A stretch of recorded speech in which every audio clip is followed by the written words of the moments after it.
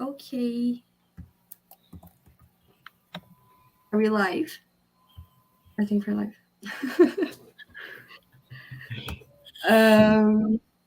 Então tá bom. Acho que sim, né? Vou confirmar aqui. Agora estamos. Pronto. Tá. Oi, gente, bom dia. Bem-vindos ao nosso terceiro dia de Feira de Intercâmbio da DENEM. Eu sou a Malu e esse é o Gustavo. A gente é NPO for Exchanges, que somos as pessoas que cuidamos dos intercâmbios na parte de saúde pública da DENEM. Então, a gente vai estar apresentando aqui o nosso terceiro dia, que é específico do SCOPH, que é o Comitê de Saúde Pública e que cuida dos intercâmbios relacionados à saúde pública. A gente vai ter 7 países hoje. Vamos fazer até as 11h20, se eu não me engano, nosso horário. Provavelmente vai atrasar um pouquinho, porque a gente teve alguns probleminhas nesse começo. Peço perdão, inclusive, é que a minha luz caiu exatamente no momento que a gente ia começar. Aí até eu voltar demorou um pouquinho, me desculpem. E ao final do dia, então, a gente vai estar sorteando algumas vagas do SCOPH. Acho que é para a Turquia, México e Sérvia, se não me engano. Isso. Então, fiquem até o final. Não esqueçam de preencher os formulários, né?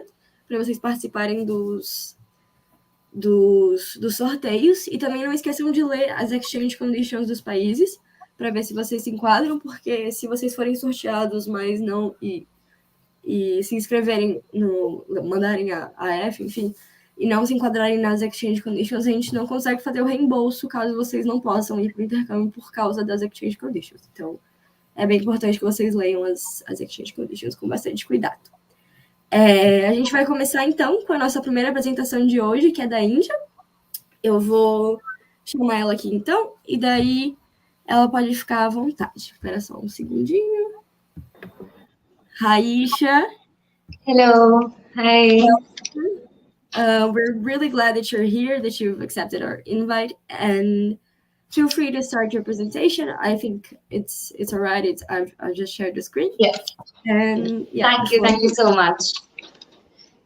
Namaste, everyone. Firstly, I would like to thank DENEM so much for giving us this opportunity to give you a virtual tour of MSAI India exchanges, especially PHES exchanges in our country. So, yeah, thank you so much. Next slide, please. So, I'd like to take you on a virtual tour of India and show you all the numerous reasons of why you should visit India. And I'm pretty sure this presentation still won't be able to encompass all the reasons, but to give it a start, in glimpse of India is we are incredibly and culturally diverse country with such a rich heritage that you can find traditional ghats to modern beaches. You can also come across modern authentic spices to adopted Indian culture of all the cuisines in the world. So can you go to the next slide, please? Yes.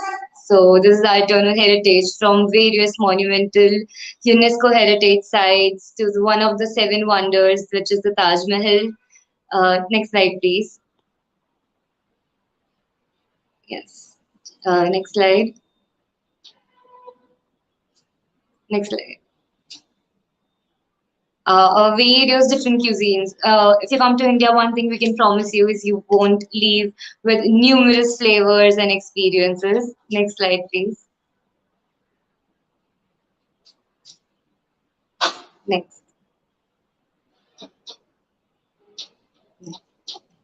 So first to start with what MSAI and a little bit about NMO, it is SCOPH active. Next slide, please. It is one of non-profit organization which was founded in October 2011. Next slide. It is also one of the largest internationally and nationally represented organizations, and it has spread across 26 states and 4 territories, and it's a 100th national member organization of IFMC. Next slide, please. To come down to PH exchanges, I would like to give you a brief of what our PH exchanges projects are. Next slide, please. Currently, we have 4 active projects. Our 3 active LCs. First is Vadodara, where we have a study of substance abuse and rehabilitation in India. Our second project is in Bangalore, which is screening of diseases and public health importance in India. We have two different projects in Belgavi city, JNMC College, which is antenatal care in PHC, which is the quality of care in urban as well as rural healthcare centers in Karnataka. And the other project there is healthcare delivery efficiency versus the vaccine hesitancy, depending on the COVID-19 vaccination programs in the primary healthcare centers of India. Next slide, please. So these are the three active LCs in India which we have currently, and four different projects. Next slide. We accept incomings from April through October. We would be glad to host everyone these 9 months. Next slide, please. So to give you a brief about each of the projects, our first project is a study of substance abuse and rehabilitation. Through this internship, we aim to produce students and give them an introduction to major drugs which cause addiction in our country, discuss the prevalence and the treatment, and as well as give the incomings and volunteering opportunity at the de-addiction centers in the city, where the students will also be able to interact with the patients and learn all about the interventions used in our country to curb these growing addictions. Next slide. The objectives of these particular project are not a combination of theoretical and practical education, mainly to understand how the drug abuse and addiction affects the public health of the country, to be able to compare it with the incoming's own country and have a comparative study and discussion as well, to understand the rehabilitating process in India for the said drug and how does patients respond to it. And the volunteers would be able to go to the de-addiction centers, conduct surveys, interact with patients, know the entire process of interventions that are planned and how they are implemented in our country. So we plan to do this by engaging students in campaigning work, education, as well as clinical work and exposure. Next slide, please. This is the first project which we have in Vadodara. The second project that we have is screening of diseases and public health importance in India. In each country, we feel that the major public health concerns of those countries and major burdens is what we need to learn when we go for an exchange, to broaden our horizons about that country, as well as learn about how they affect these particular diseases have an impact in our country. So by these internship project, we aim to introduce the students to the disease that constitutes the main public health issues and burdens of India, and focus on what are the screening processes for the early and timely detection of the same. Next slide, please. For this, the main objectives are again focused by theoretical as well as clinical work. We plan to engage them by campaigning, education, clinical work, volunteering. During these programs, the students will understand which diseases constitute the major burden in India. They'll understand the need for the screening of these particular diseases and implementation of the same. Especially, they would also understand the method of intervention and management of these diseases. Majorly, we plan to sensitize them to the country's major burdens, which are diabetes, hypertension, anemia, TB, and HIV. Next slide, please. So the third project is in Belgavi, which is about antenatal care in primary healthcare center. This is one of the major primary health center as well as national priorities for the India in the upcoming decade.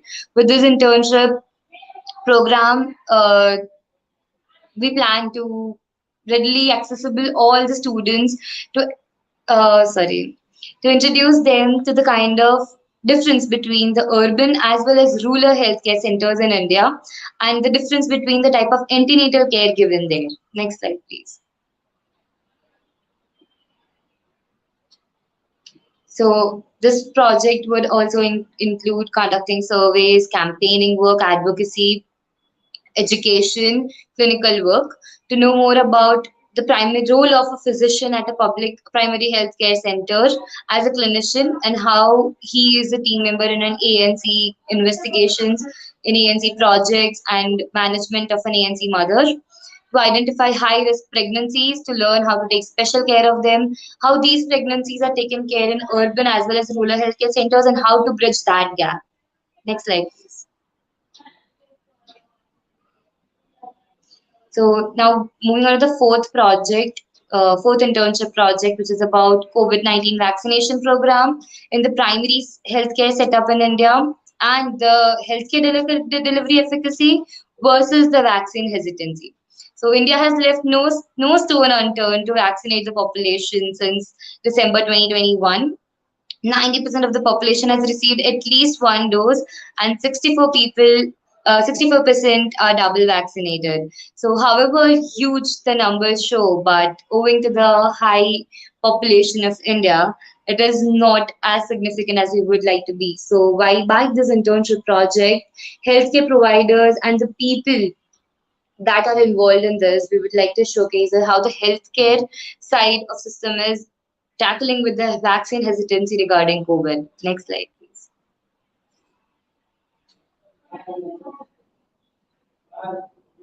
So the main objectives are to enhance the knowledge of students about vaccination process in India, to understand the national programs and what all the national healthcare system covers under this, to advocate the necessity for vaccination in public and how our government has gone about the same.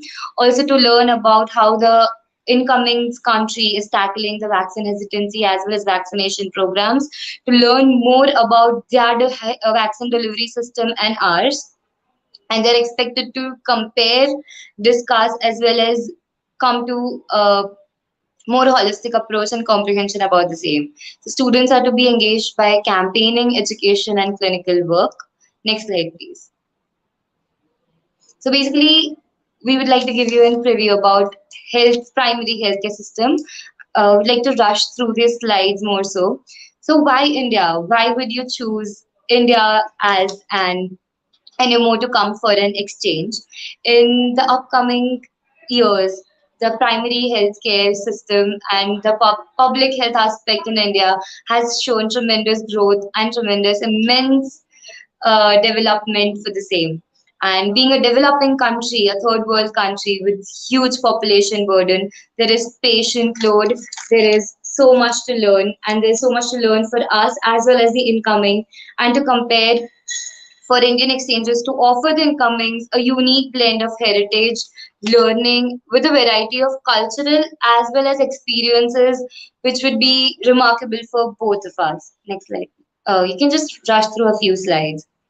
So these are major aspects which are primary healthcare concerns in India, which are mental health, maternal health, vaccination programs, and all these projects are our core topics for our 4 internship projects in various different states and in various different regions of West and South as well. So the health system strengthening, these are the national priorities which we have been focusing on as a country. So when you think about why India, when you go through the list of countries of why you should choose India, it is not only the patient load or the developing country or the type of education we have to offer, but also the cultural and the traditional belief of India, which is Atiti Deva Bhava, that guest is God. And for us, each incoming is equivalent to a deity, and it is our pleasure to serve you in our country. So we have, when you think about why India, next slide please, is we also have various, we would make it as easy for you as possible with specially curated ILC manuals, PAT modules, UAT to ensure your comfort and to feel like home. And we'll be providing housing, 2 times meals, which would be affordable, and incredible heritage and national programs to see and experience India in its fullest. So next slide, please. And with that, we would also be exchanging the world again soon and safely with COVID protocols. We would ensure that your journey and stay as much as pleasurable, memorable, and intellectual. It is also safe in aspects of health with various safety protocols taken. Next slide, please.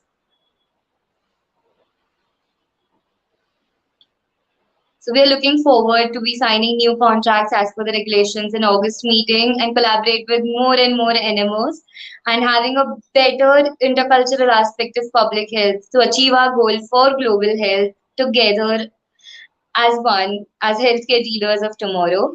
So join us here and we would love to host you. Namaste. Thank you.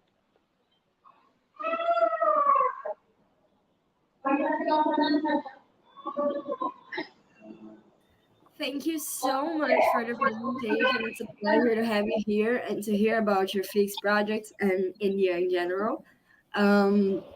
We have a few questions. I will put them in the screen. Yeah. I will read them to you. Just a second.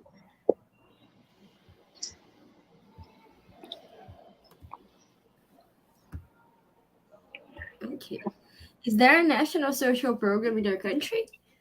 Yes, we have a national social program in our country where we would be taking you to one of the most beautiful heritage sites, to most cultural, as well as the hidden gems of our country, make you experience various different cuisines, various different native Indian delicacies as well. So we have a national social program. Amazing. Just a second.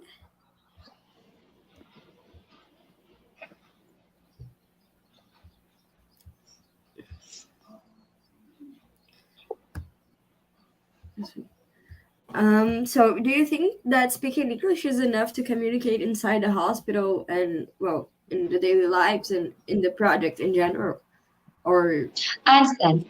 another This language? would be a major concern, thinking that you would be coming to a country where English might not even be the first language for many. But we assure you that when you come to India as an incoming, we would make sure that your process of communication is as easy as possible, because you would be having supervisors, tutors along with you whenever you go to rehabilitation centers for volunteering work, or when you'd be going to patient care, when you'd be interacting with patients, you would always have one local person with you, who wouldn't be a contact person, but somebody from the hospital, somebody from the NGOs that you would be working with, a public health personnel, which would make your communication as effective and as easy as possible. So speaking English would be enough, and we would love for you to learn a little bit of Hindi as well with in a month, but just for thing. But we would ensure that your experience of learning from us and our experience of learning from you won't be having any language barriers. I hope that answers your question. Yes, I think it does. Okay, so I guess that's it for questions. Isha, I would like to thank you again for accepting our invite. It was a pleasure to No, hear from thank you, you so much for inviting us. It was our pleasure. and I think we're all very excited to go to India. Yeah, we're super We excited to host like to you. know your I think we country. have one more question. Yeah. So, what month would be the best? Okay, preferably, in my opinion, I would say it would be September, October would be a really good month, because we have our annual festival as well during that period of time, which is called Navratri. It's like 9 days of dancing towards the goddess of, like, towards the goddess. And so it is a festival of lights, dance, and music, as well as it's a cold temperature here. I understand India is a tropical country, but if I say that April, May, and June have their own perks, India is a country which has many festivals, if you have heard. We are so rich religiously, we have so many secular regions. So each month there is something or the other festival. So whichever month you choose, I'm pretty sure you would be experiencing something or the other in different ways. So if you have from one country coming people in different months, I'm pretty sure they all would have very varied experiences. So I won't say there is any one particular month which is best to visit, but I would say the September to October would be my favorite preferred month. Yeah. I would be really glad to go to India, whichever month. Yes. But yeah, I think that's it. Again, thank you so much for coming here and taking a little bit of your time to share a bit of your country with us. I hope we can send many of our students there, and also we can host many of your students. Absolutely. So yes, thank you. I will call now Turkey, which is the next country. Thank you so much.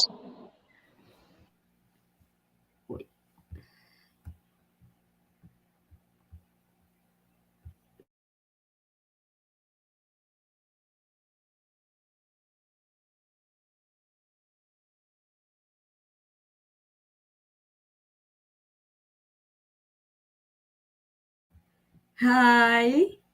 Hi.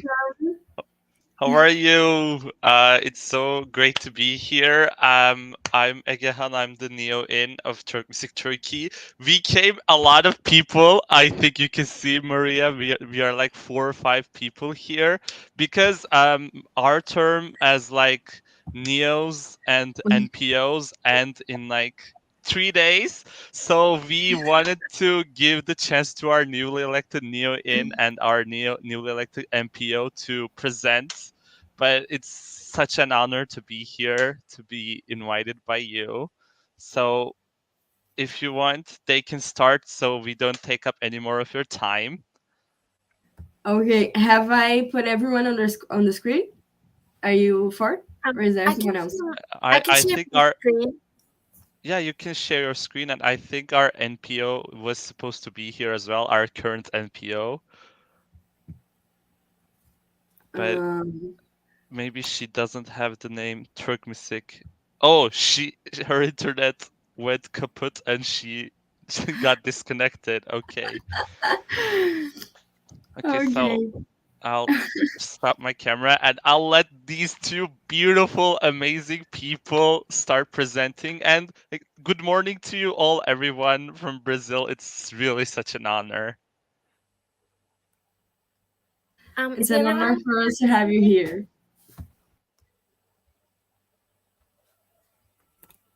Can you see my screen?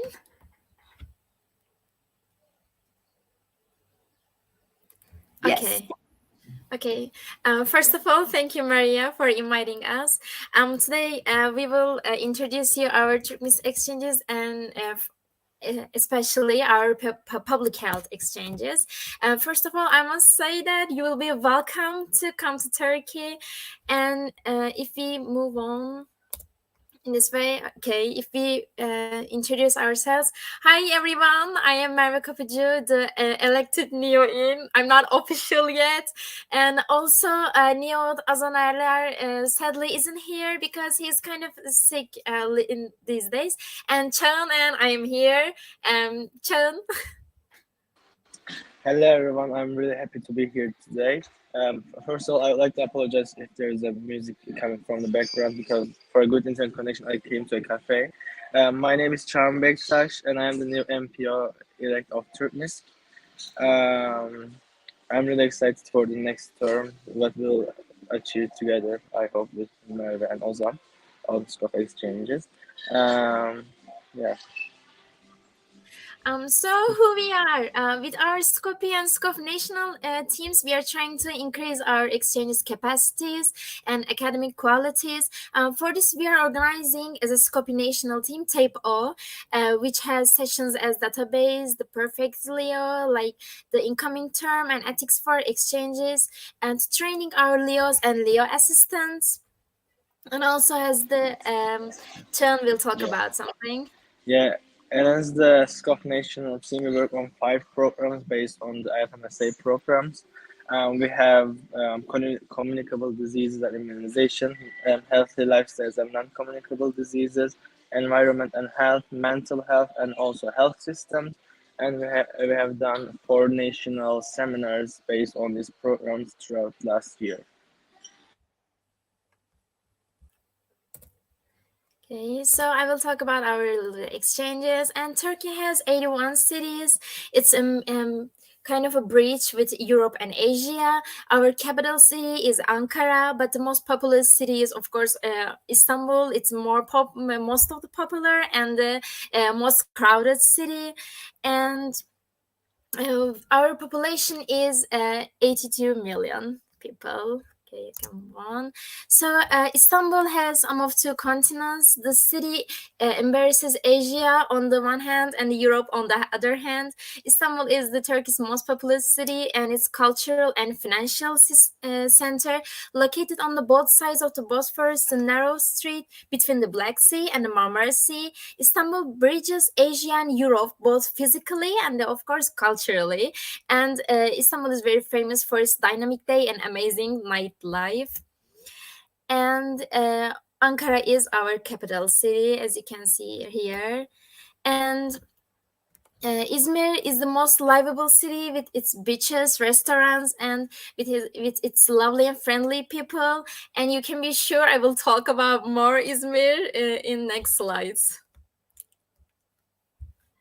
So why Turkmisk and why Turkmisk public health exchanges? The answer is easy, of course, because it's worth it with its academic quality and with its social programs. So I will talk about a little bit our medical education. For now, we have 120 medical faculties. Our education includes 6 years, the 3 years of preclinical studies and 2 years clinical studies. And after that, 1 year working as an intern. You may have so much experience. And Turkish health system, our health system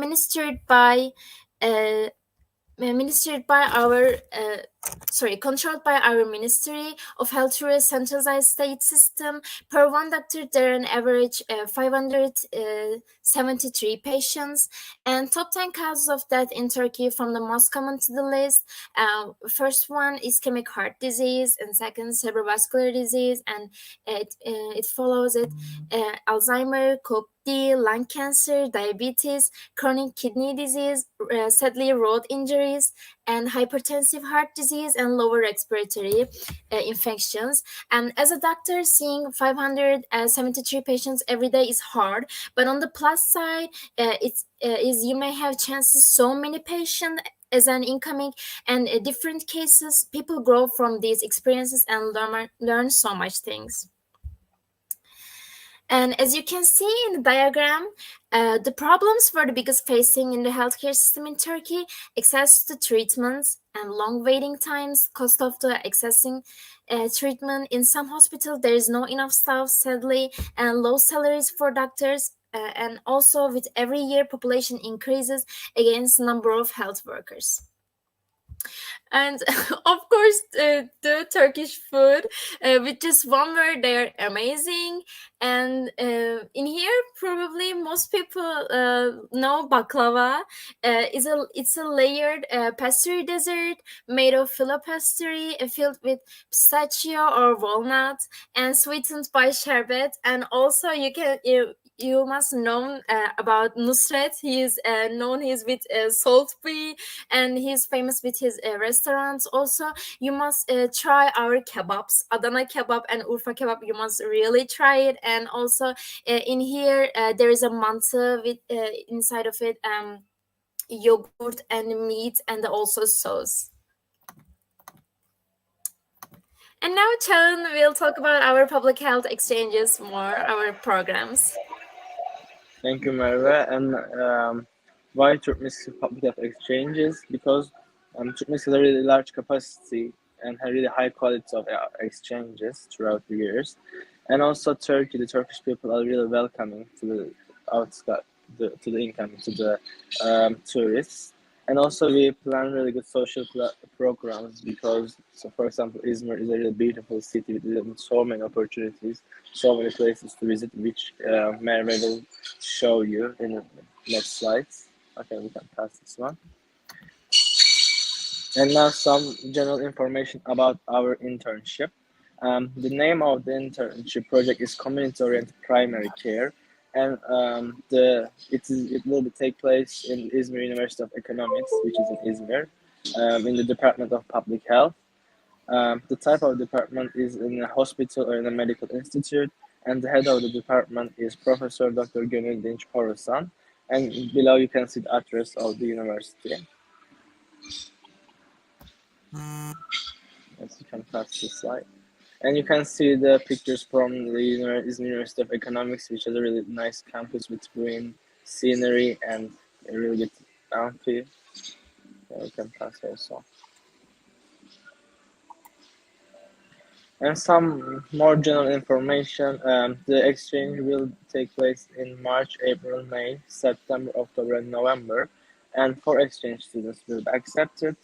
The exchange students will be accepted as 2 students at the same time. They will be paired, and it will take twice a year and the months that I told you previously. The exchange period will be 4 months, and the type of internship will be based on research, clinical work, and health management. Yeah, so we can pass the slide.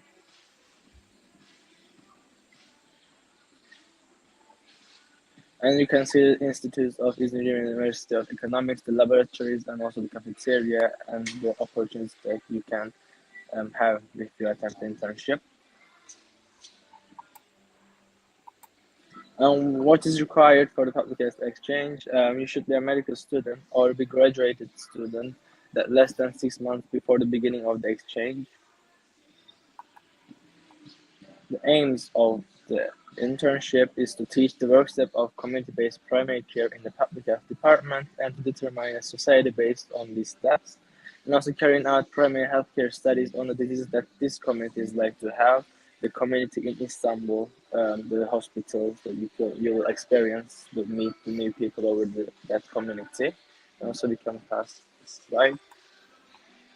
One of the main goals is to capacitate and train medical students with the principles of community-oriented primary care and to enhance the participation in planning and execution of an interventional program. And now the objectives of the internship is to explain the principles and methodology of the community-based primary health care, also to define a community for the purpose of clinical care at the community level, and also explain how to characterize the community's socio-economical characteristics and health status. Also to explain how to identify important health problems in the community-based primary health care, gather best practice model for community-based interventions, and the necessary qualitative and quantitative information for implementation of the focus community, and also to explain how to plan an interventional program using a methodology of community-based primary health care, and lastly to explain how to evaluate the effectiveness of the planned intervention program. And we can pass this slide also. And what is expected from the students that will take the internship is widening students' awareness of the issue and giving him or her the skills needed to also have enough knowledge on basic primary health care, and also acquiring the ability to identify important health problems in community-based primary health care, to define the accessibility rate of the public health services to different groups, and lastly to engage in the awareness-raising activities of community-based primary care. Yeah, you can also pass this slide. John, thank you so much. He just talk about our academic quality about the public health exchanges, but is this enough? Of course not. I must talk about the beauty of Izmir. As you can see here, Izmir has beautiful beaches and beautiful streets. Ilıca Beach is in Çeşme. You can swim whenever you want, whenever you see. It's beautiful, and also Alaçatı. And if you are interested in history, you must go to Ephesus. And Ephesus is a beautiful ancient city which is protected by UNESCO. It was a city in ancient Greece on the coast of Ionia. After that, the city came under the control of the Roman Republic. Its many monumental buildings included the Library of Celsus and a theater capable of holding like 20,000 spectators. Also, you can see beautiful sculptures as which Nike goddess and medicine symbols. And House of Virgin Mary is a Catholic shrine located on the Mount Nightingale in the vicinity of Ephesus. Sadly, you can't record video inside of the house, but outside of the house, you can see the Virgin Mary sculpture, and outside of it, you may pray and light a candle. And Şirince is a small village. It's famous with fruity wines and black mulberry syrups. There are beautiful, sweet, similar houses and some restaurants who cooks coffee in the very hot sand. It's really interesting. And there is a Safari Hisar Beach and Balçova Therapy Forest. If you're looking for a peaceful place, you must try our forest. And this is our magazine, Turkuaz magazine. And it's our SCOPH official magazine. You can scan the QR code for our amazing Turkuaz issues. There are incoming reports, outgoing reports, and introducing text for our small working groups, and also Spotify music list, and so much more. We can wait a few minutes in here. And also, I must say that Turkuaz a new issue will be released in a few days. Check out. And okay. Yeah, and also we have a Turuncu Public Health magazine. Turuncu means orange in Turkish. And you can scan the code for the last year's issue for Turuncu Public Health magazine. And also the new issue of Turuncu Public Health magazine will be published in a few days, like the Turkuaz. So we'll be happy if you check this one out and also follow for the next one. Thank you so much. Thank you so much for listening to us.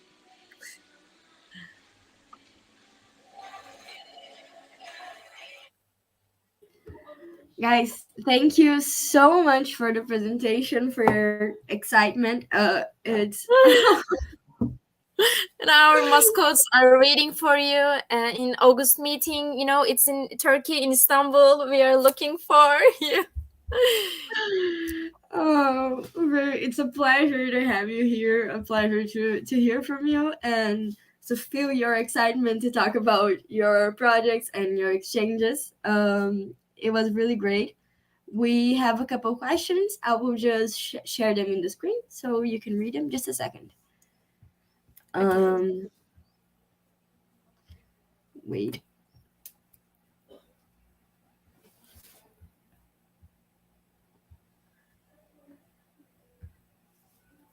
Okay. Okay, so first question. Is your country safe for LGBT people? Actually, it depends on the city. Our public health exchanges in Izmir. So Izmir is, I think it's a comfort city for LGBT people, in my opinion, because the people in there are so sweet, friendly, and open-minded about kind of these things. So I might say yes for Izmir. And also I can add some things to this question. Also, we have many universities in Izmir that in Turkey they are working to raise awareness about these issues and to increase the awareness of the people in the community. So I don't think that the people that go there will face any problems. I'll also add a tiny little thing myself. I normally wasn't going to answer any questions, but as an LGBT person myself, in my country, it can be unsafe depending on the region, especially it's kind of broad, but the easter you go, the unsafer it gets usually because it's that way. But Izmir is like a very civilized, very modern city of Turkey, and like the people there are so friendly, and you can be like very like the Marvanchans are very open-minded, and they're working tons to raise awareness all over the country. So no problem. Okay, thank you. Another question here. About the cost of living. Is it expensive in Turkey? It's a beautiful question. Actually, we have an economic crisis in right now, so it's bad for us. But for incomings, it's really good thing, I guess, because it's really cheap everything for here. Actually, I must say that I live in Mula, and here we have Brazil incoming right now, and also she says it's cheap for everything. Yeah.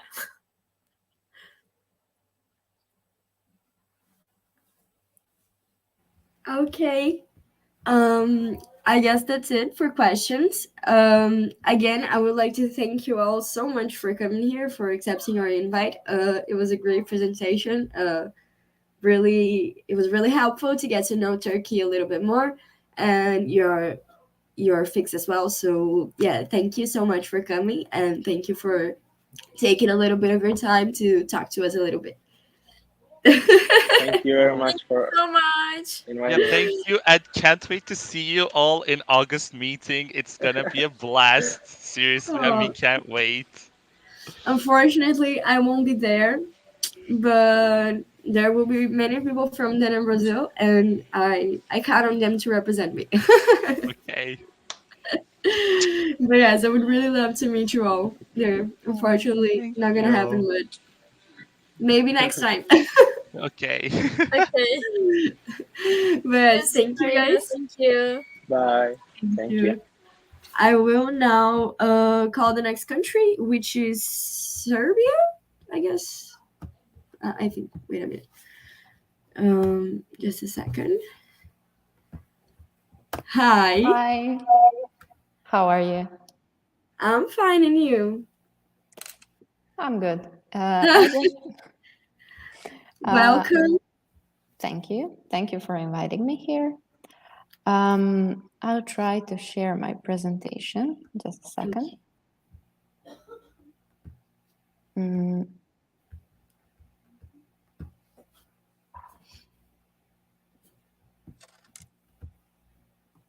It's uploading. Okay. So, meanwhile, thank you for accepting the invite. Welcome to our exchange fair. We're really glad to have you here, and we're really excited to hear from you. I just got it. Okay. Thank you. Feel free to start. Okay. Dear and respected colleagues, I'm very excited for being here with all of you today, and I'm honored to represent you my country. Thank you, Maria, for inviting me. I'm a LPO for local comedy Novi Sad. In Serbia, there are 4 local comedies. You can see them on the map. It's Novi Sad, Belgrade, our main city, capital city, Kragujevac, Niš, and Kosovska Mitrovica. Unfortunately, only LC Belgrade is currently offering public health exchange projects, but Novi Sad is negotiating with mentors to successfully provide some new projects that you could expect probably in next exchange season. In Belgrade, you can participate in 2 programs. The first one is Rotation for Non-Communicable Diseases in National Institute for Public Health. And the second one is the social determinants of health research in Belgrade, Serbia. So both projects are taking place in our national institute called Milan Jovanović Batut. Students eligible for exchange are medical students, graduated students that graduated less than 6 months before the beginning of the exchange, pre-medical students, and health sciences students. Exchange period for both projects is 4 weeks with approximately 5 working hours per day. We accept 2 students at the same time and about 10 students per year. So about first project, our first project is public health for rotation for non-communicable diseases in National Institute for Public Health. Public health and non-communicable diseases are topics that are always applicable, especially in today's modern world. Non-communicable diseases as cardiovascular diseases, diabetes, cancer, chronic respiratory diseases, they're currently the leading national cause of death in Serbia. We offer incoming students to get to know Serbian healthcare system. A research work will provide understanding of the task of a doctor, a minister, an ordinary public health worker functioning. Discussing differences in healthcare systems will help find weaknesses in each other's work. We will talk about non-communicable diseases, methods, and levels of prevention. So students will learn how to analyze the results of research, how to decide what measures are most appropriate for those results, and how to organize an activity target specific problem and age group. Second project is the social determinants of health research in Belgrade, Serbia. The social determinants of health are the economic and social conditions that influence individual and group differences in health status. They are the health promoting factors found in one's living and working conditions, such as the distribution of income, wealth, influence, and power, rather than individual risk factors such as behavioral risk factors or genetics. And both of them influence the risk for some disease or vulnerability to disease or injury, but the accent here is on the first one. All that I mentioned, or all factors, are responsible for development and spread of certain diseases, and therefore it's important to us as public health workers. The student will learn how to talk with patients and to conclude how big are, and to evaluate their social determinants of health, so they can make a correlation between someone's medical condition and their social determinants. Based on all these informations, they will learn how to conclude how big are the risk factors for certain patients to get some specific disease, and so we as public health workers can suggest treatment or behavioral change if this is the reason why they get the disease in the first place.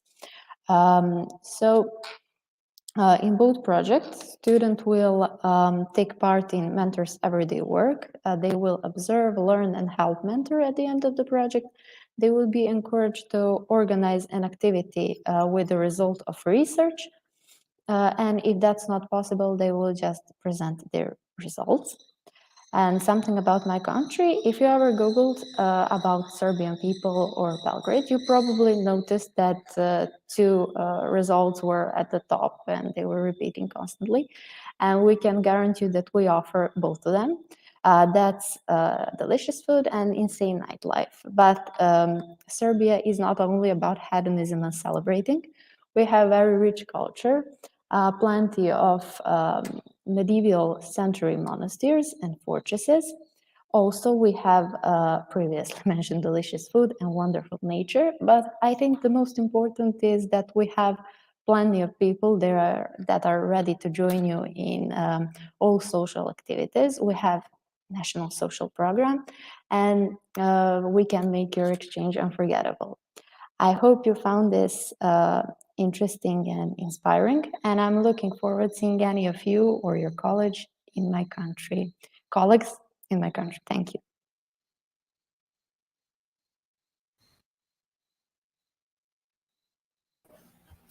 Thank you so much. It was a great presentation. We're really glad to have you here and to hear from you in your public health exchanges.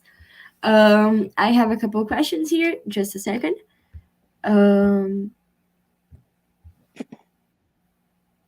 Okay, here. Talking about the cultural part of the exchange, which cities should be part of our journey in our country?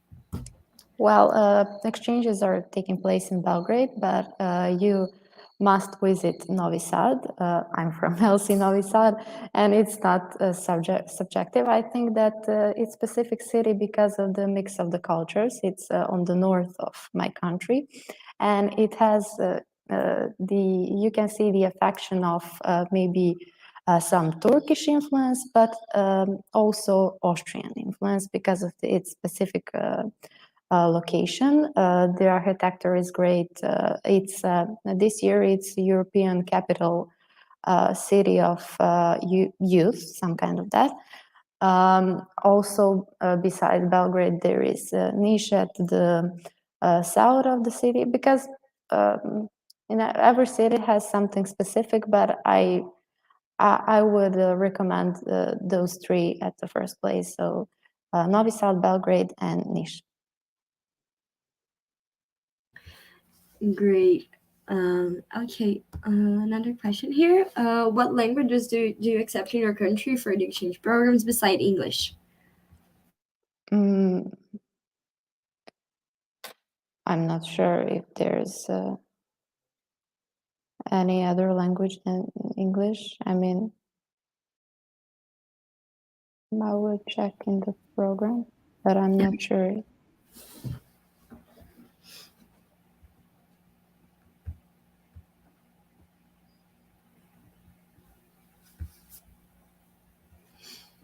I think our mentors can provide programs only on English.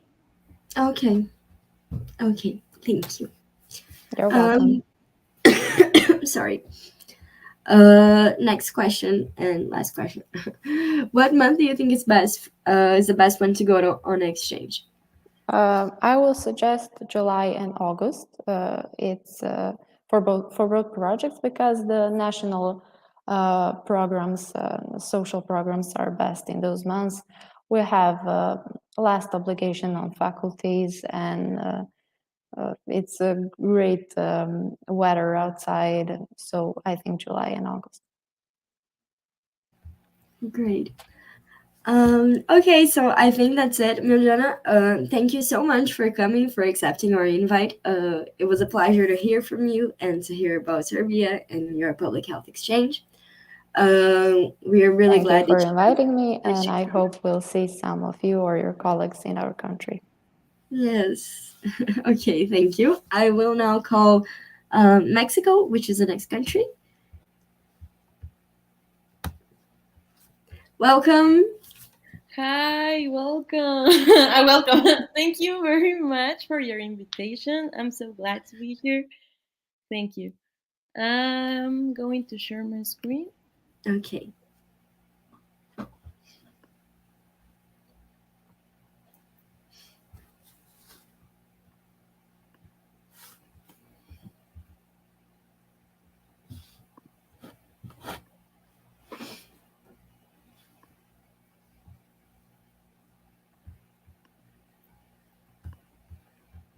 Oh, yeah.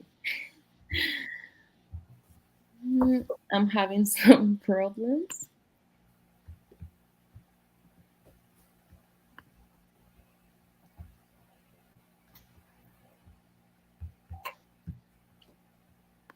You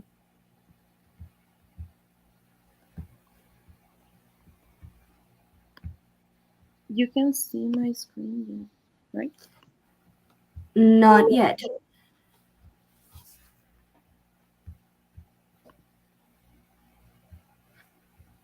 Well, I'm going to wait a minute.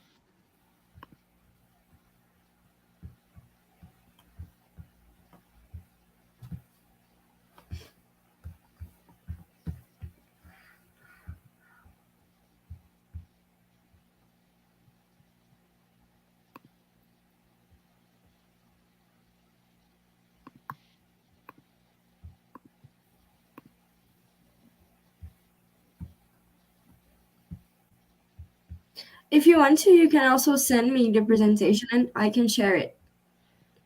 Yes, you can. Sorry.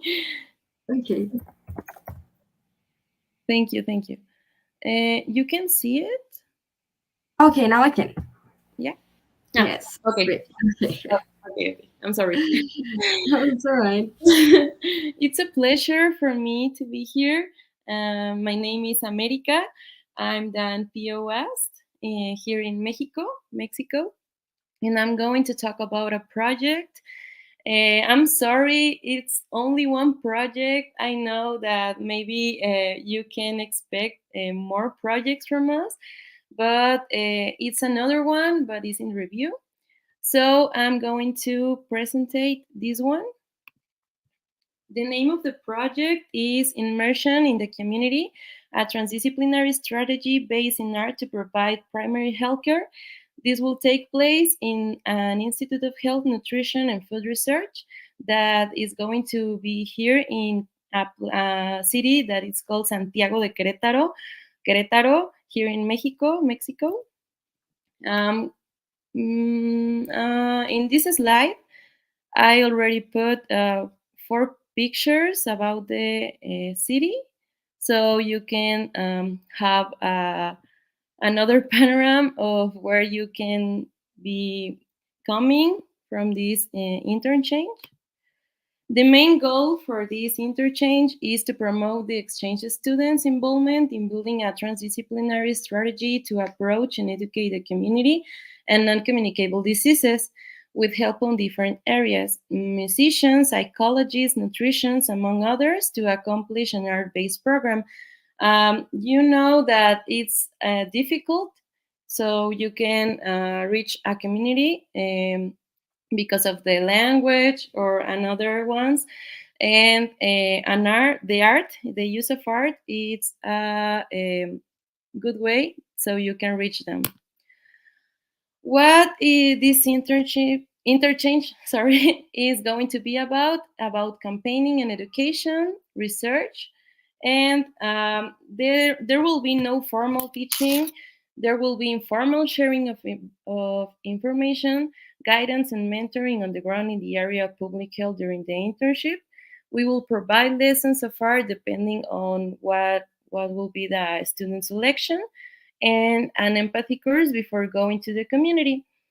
In case that the incomings are interested, we have a preliminary meeting by Zoom, so we can see the level of Spanish the incoming has and provide some vocabulary they should practice in order to have better communication with the community. Yes, I know it's a big problem here, or maybe not, but the interchange in Mexico only accept people that talk Spanish.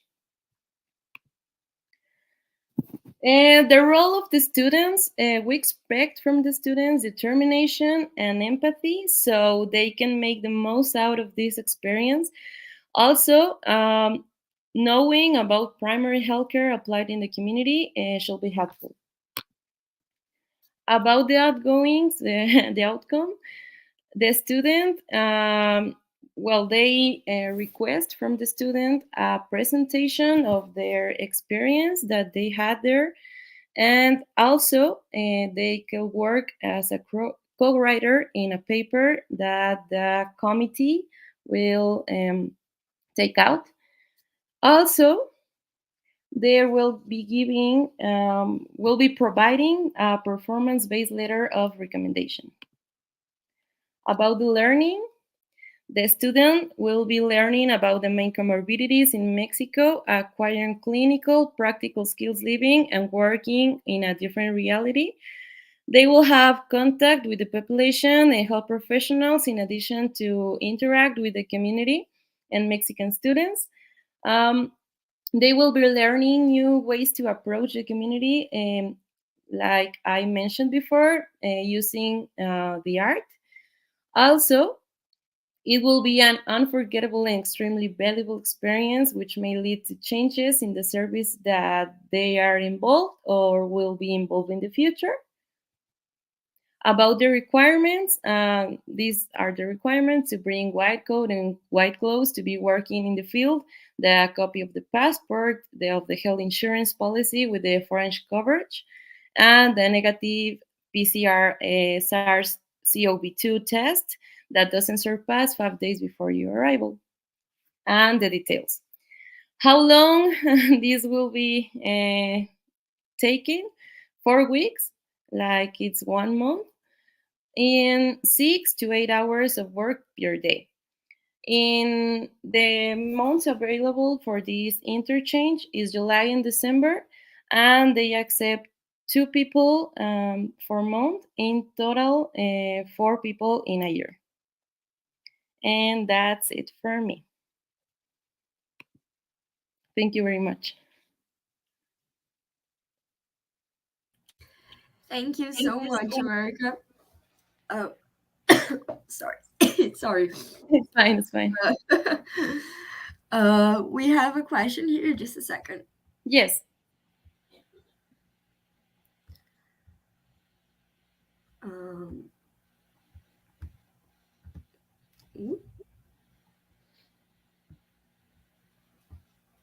Okay.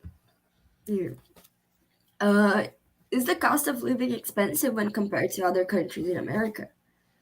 No, it's like really accessible to everyone. so you can come here without worrying about this. Yeah.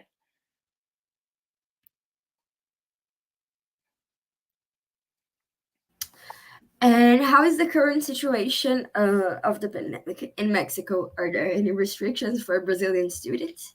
Okay, about the COVID-19, we are fine to maybe talk about it like that, because the people, we are not having so many sick people in the hospitals, so don't worry about this. We are having general the general um, I forgot the word. The general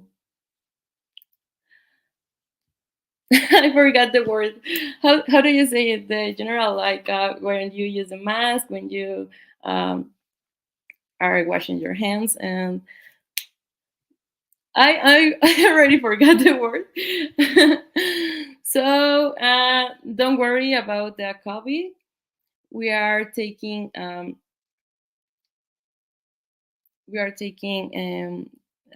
issue here. We don't have taken an issue here, sorry. And about the restriction from Brazilian students, no, it's not a restriction. They are welcome here, so don't worry about it. You are too welcome, and I hope to see you here. Okay, thank you. I have a question as well. Yeah. It's a personal question, actually, Yeah. because I am a vegetarian. So I would like to know if in Mexico, like the food, there are many vegetarian options, or most of them have meat or stuff. No, we have vegetarian and vegan options, so you don't have to worry about it. Yeah, don't worry. Great. And which cities do you think would be good to travel to when you're in your exchange? Well, the interchange only happens here in Querétaro. It's a city in um, the middle of Mexico.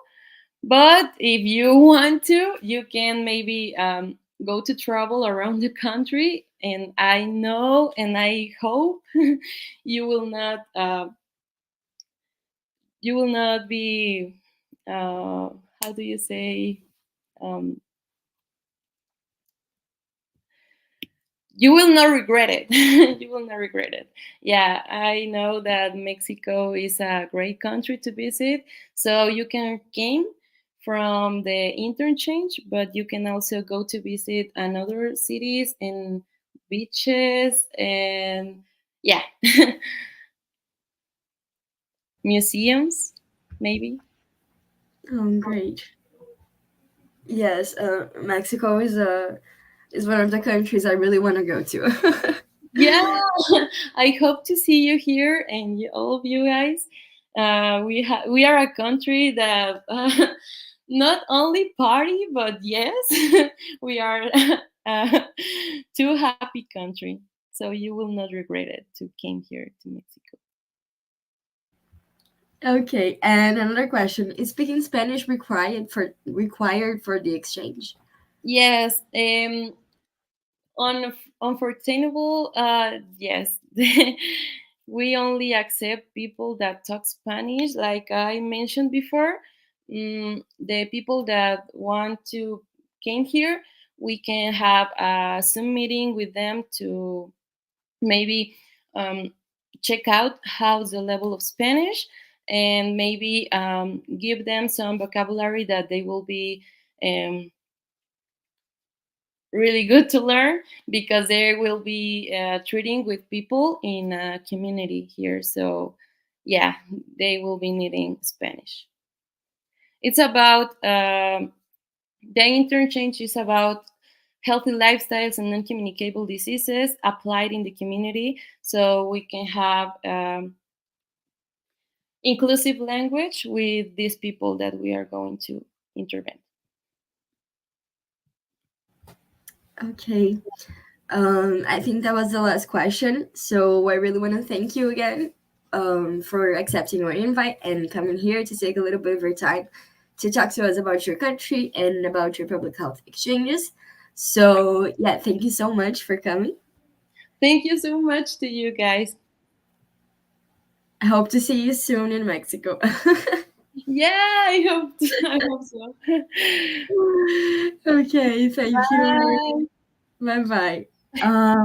Okay, so now I will invite Gustavo, and he will present the rest of the exchange fair. So, yes. Hi. Hello.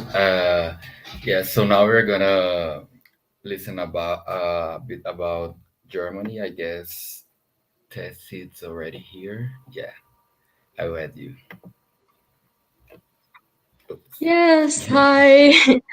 Hi. I brought a presentation with me. Do I put on share or how does it Yeah, work? there Because is an option down here, reading share, I guess. Okay. Yeah. So first of all, oh no, you can see if you are able to. Okay, it just needs some time now to upload it, but Yeah, sure. it's there. Don't worry. No, take our time. Yeah. But I mean, like, it takes some time now to upload it. But before I start, I just want to quickly introduce myself. I'm Tessie. I'm from Germany with BBMD Germany. And I'm the national coordinator for the public health exchanges. I actually we have another person on our team, Pascal, who is responsible for the incomings. I'm responsible for the outgoing part. Yeah, so in case you're wondering who I am, and thank you so much for the invite. Yeah, I know it was a little, I don't know, like our server right now in Germany has so many problems, so not all emails were coming through, and then also with the time schedule and everything. Yeah, but I'm glad it worked out, and yeah. Oh, that's very nice. And thank you very much for accepting the invite for participating in this exchange fair. I'm pretty sure it will be very nice to hear a bit more about your public health exchanges project and about Germany as well. Yes, it just takes like it's currently only at like 25% or something of loading, so sorry for this awkward few moments of yeah, I don't know, just No you all worries. just seeing my face and me rambling. Yeah. Yeah. Because like the presentation is something that Lisa, who is currently new out, but who was responsible for the public health exchange the year before, sent to me, and it was all very like she sent it to me just yesterday at night. And because like our server, we changed our website provider, so and also our email provider. So right now there are so many issues. So not all emails are coming through, and yeah, and it's just very annoying with communication and everything. So I'm sorry with yeah all the technical issues. Yeah, but happily everything went well, I guess, or it's going well. um, Okay.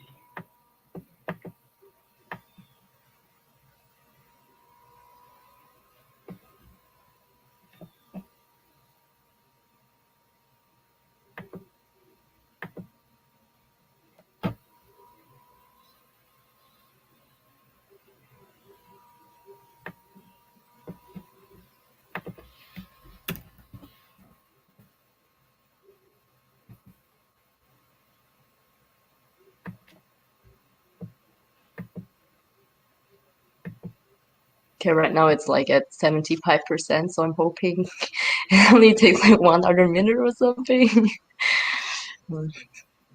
Yeah, that's fine. So sorry, I didn't know that. I've never like I knew this program before, but last time I also attended your exchange fair. I think it was for the SCOPH exchanges though. Okay. Another friend did the presentation, and I was only there like also talking, but not doing the, you know, like having the PowerPoint with me. Yeah. So I didn't know it would take so much time. Oh, don't worry. Actually, we So, were a bit yeah. late to start, but now we already like got in time. So any worries at all? Like this unpreparedness is not representative of the German mentality and German way of doing stuff. Okay, I imagine.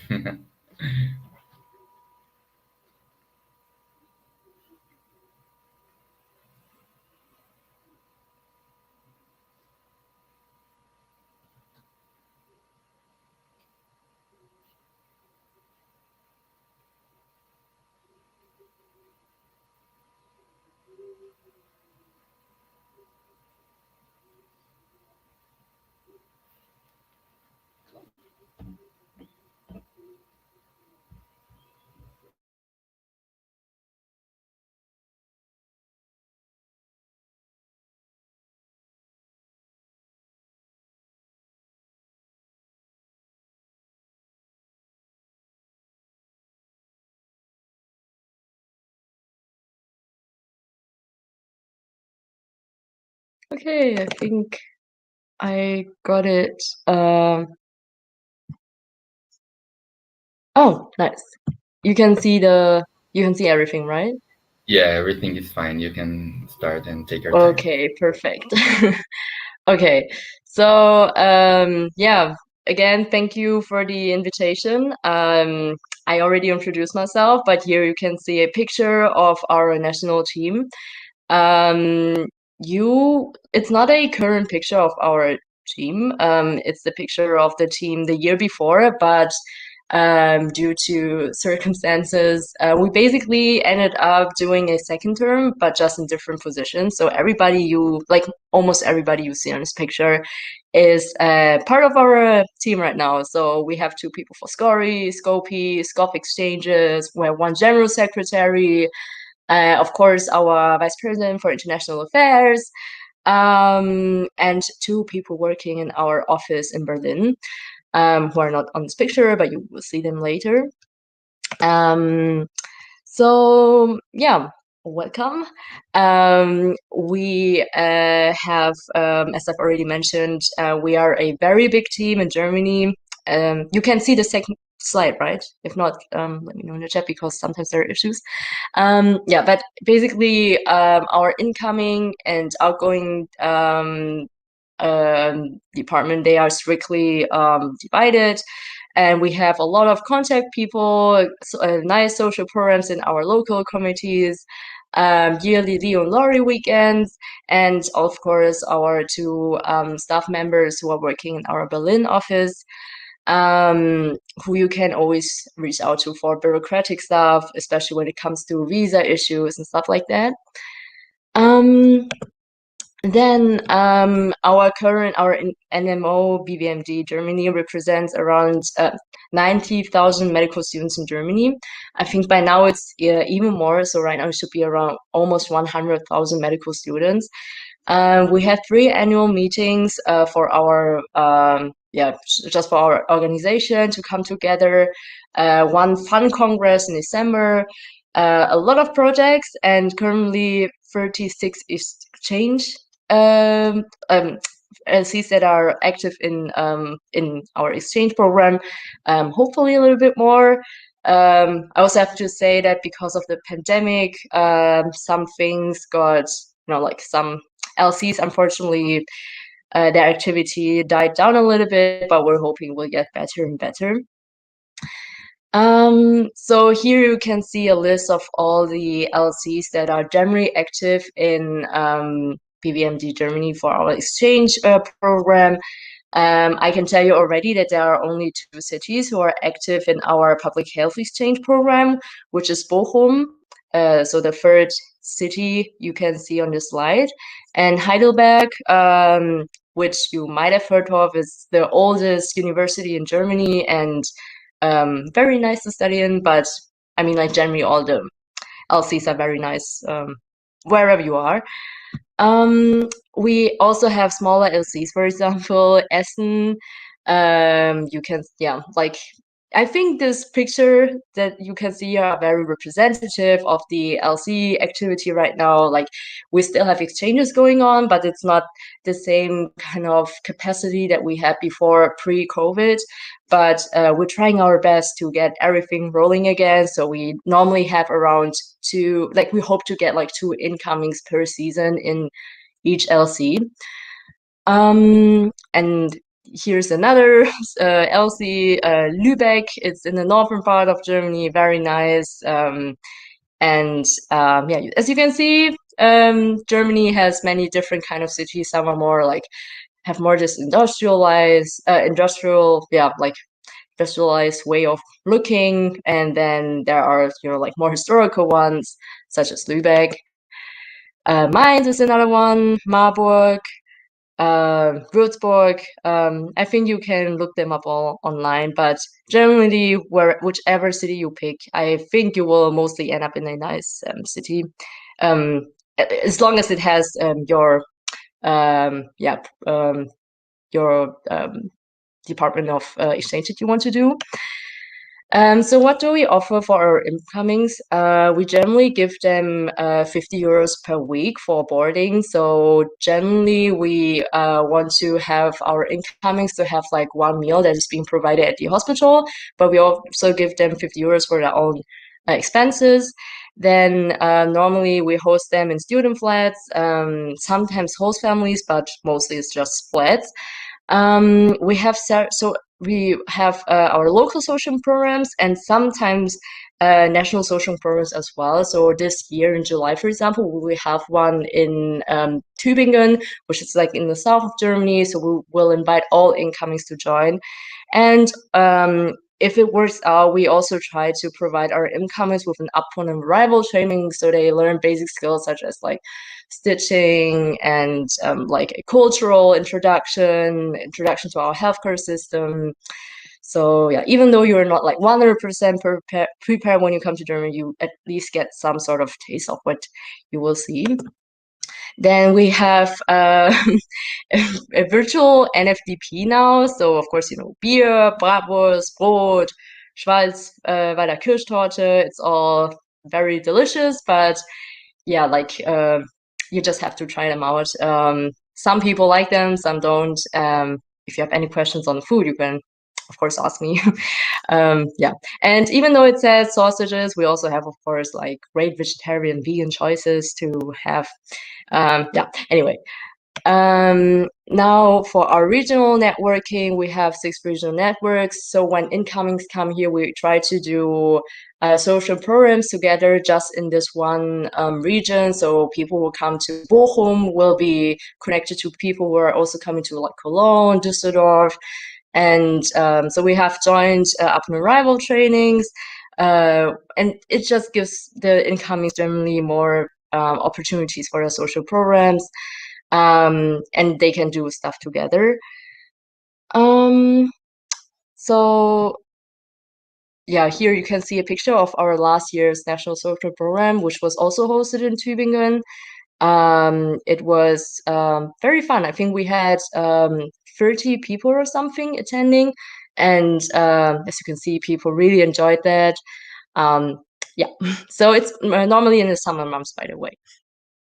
And now for our public health exchange programs, we've had, our program started off with unilateral programs that weren't even part of the IFMSA program, but we have now moved on to only doing bilateral programs.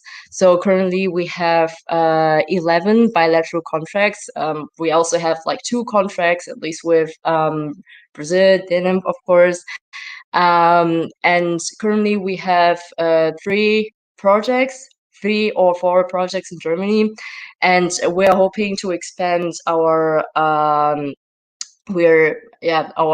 opportunities in Germany. So Pascal and we're working hard to recruit more LCs who will do more programs, so we can accept more incomings.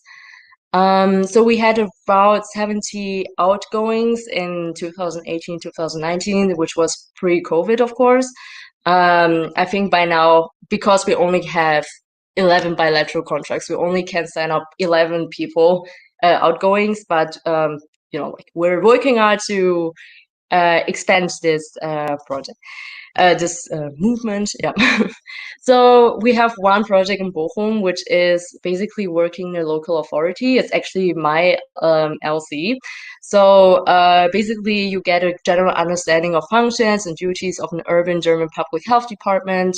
So you will basically learn what to do, like for example, when school children come in, monitoring diseases. I think it was also very interesting with COVID coming. So you get a general understanding of what the public authority does. Then we have 2.5 program basically in Heidelberg. One is for also like working in the local health authority, which is almost the same in Bochum. And like both of them are very nice because they have a very structured program and they will give you a schedule of what to do. So you switch rotations every week. Then we have one in global health. It's linking teaching and practicing public health. In Heidelberg also, I think this one is not active anymore. So our incomings were put into another program when they or project when they applied for it. But generally, yeah, we can. We have it's also like working with a local group that basically also works for the local health authority. And the third one is in Heidelberg's AIDS Alliance. So you get a sense of like what to do with HIV positive people, but also prevention, and you go into school. And yeah, so these are the 3 projects that we have right now, but we're hoping to get more. And here are some interviews again. When you're in Germany, we try our best to take our incomings out wherever we can. Yeah, it's really nice, as you can see. So that was it. Thank you for like listening to me. I know I'm like above time, but yeah, if you have any questions, you can ask them now. Thanks so much for your presentation. It was very, very good. I'm pretty sure everyone here is very excited to visit Germany and do a public health exchange, especially like me. So we have a couple questions here. I'm gonna put just a second here. Do you think that speaking English is enough to communicate in the hospital and in everyday life? It really depends. So, I mean, like if you work in a hospital, obviously you would rather join the SCOPH program instead of the public health exchange program. I would say in hospitals, it generally depends. If you work in surgery, normally it's not required, but mostly it depends on the hospital or the city, but they will tell you in advance. Generally, I would say that most people speak some kind of English, even though like the German mentality is a little bit colder compared to other cultures, so they don't feel like instantly comfortable talking to you in German. But yeah, so for example, now putting it back on the public health exchange level, last year we had our first incoming in Bochum for our work in the local health authorities department. And I would say that pretty much everyone spoke some decent English. So the incoming, even though he didn't speak any German, he was still able to get through. So I would say it's okay, but of course it's preferred if you spoke like B1, B2 German. Yeah. Yeah. Okay, so we have another question here.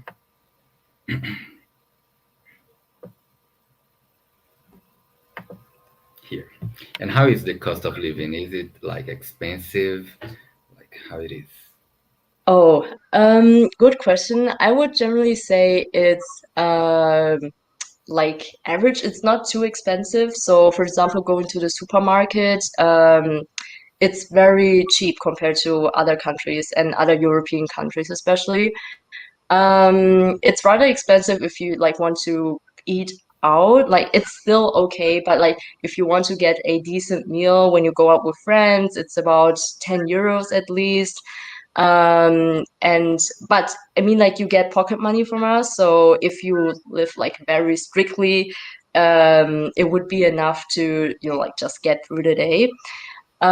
Transportation, it depends where you end up, but for example in Bochum, if you come to us, you will also get a free bus ticket or train ticket, so you can, during this month, you can basically travel everywhere within our state. And yeah, I don't know, like, I would say that you would need at least like your own like 200 euros at least to take with you, if that makes any sense. Yeah, I'm right now in Greece, so I know like how to like what it's like to be in you know, like, not live in Germany, how much I spend. So okay. if that gives you a like rough number of how much you would yeah, like, need to have a decent happy way of living in Germany, that's about the cost. Okay, that's very nice. And our last question that we have here is, what month do you think is the best to go on an exchange in Germany? Oh, I would say it's probably around July, August, just because we have more stuff going on. That's when we have most of our incoming, so it's easier to organize yourselves in this, you know, like, group of other incomings and go and visit places together. Also, that's also when we have our national social program, so you don't feel left off if there's something stuff not going on, because as I've told you, right now we don't have that much capacity in our LCs. So like in LCs that used to host up to like 10 incomings per month, now it's only 2 of them. So you don't have that same feeling of, you know, like, togetherness if you're, you know, like, just the only incoming. So I would say like July, August, maybe even September. And that's also about the time when German students finish most of their exams. So like, they will mostly have more time also to take care of the incomings. That's what I would recommend. But whatever month you choose, all of them are good. I just wouldn't choose months such as, I don't know, like January, February. That's when German students are very busy with their exams again. And like, you can also, the weather isn't, you know, like, the colder it gets, the more, you know, like, the mood changes. Yeah. Okay, so thank you again very much coming here. It was very nice. We are ended in the questions, so if you want to say something, Oh, yeah, thank you. If you have any questions, you can always reach out to me or to Pascal, my friend. Like, the email was written in the presentation, but in case you want to have it, it's fax@bbmd.de. So if you have any questions, just reach out to me or reach out to us on our Instagram, and we will be happy to reply. And we hope we see you all soon in Germany. And thank you for having me, of course. so thank you very much. Bye bye, Tessie. Bye. Okay. So now we're gonna have a presentation with friends. Yeah, Claire is already here. Hi, Claire. Hi. Hope Hi, you're everyone. fine. Thank you very much for coming here, for accepting our invitation for this exchange fair. So, do you have a presentation that you want to share with us, or? Oh, yes, I have a PowerPoint. Can you hear me? Because I'm outside, so maybe... Yeah, I can hear you perfectly. Okay, right. So, can you see my screen? Not yet. Just a second. Did you share like in here already? Yeah, I guess now we can see it. Okay. Can you see the PowerPoint? Yeah. Okay, perfect. I'm not good with all this information. No problem. Take your time and yeah. Okay, so I'm Clea. I'm the local exchange officer right now in Toulouse. and we are the only PH exchange here in France. So that's why it's me who is going to present you this PH exchange. So our program is about issues regarding vaccination in France. As you know, vaccination is a big issue right now in our society, not only about COVID, but also because there are a lot of people who do not want to get vaccinated, despite it being one of the only solutions for a lot of infectious diseases such as COVID. In France, we have to face other issues regarding vaccination. We have distrust from both patients and healthcare professionals, which has led to several failures of vaccination campaigns. And in this context, since 2018, we have 11 vaccines that have been mandatory for newborn children, compared to 3 before. We have to make them mandatory, or people do not get vaccinated in France.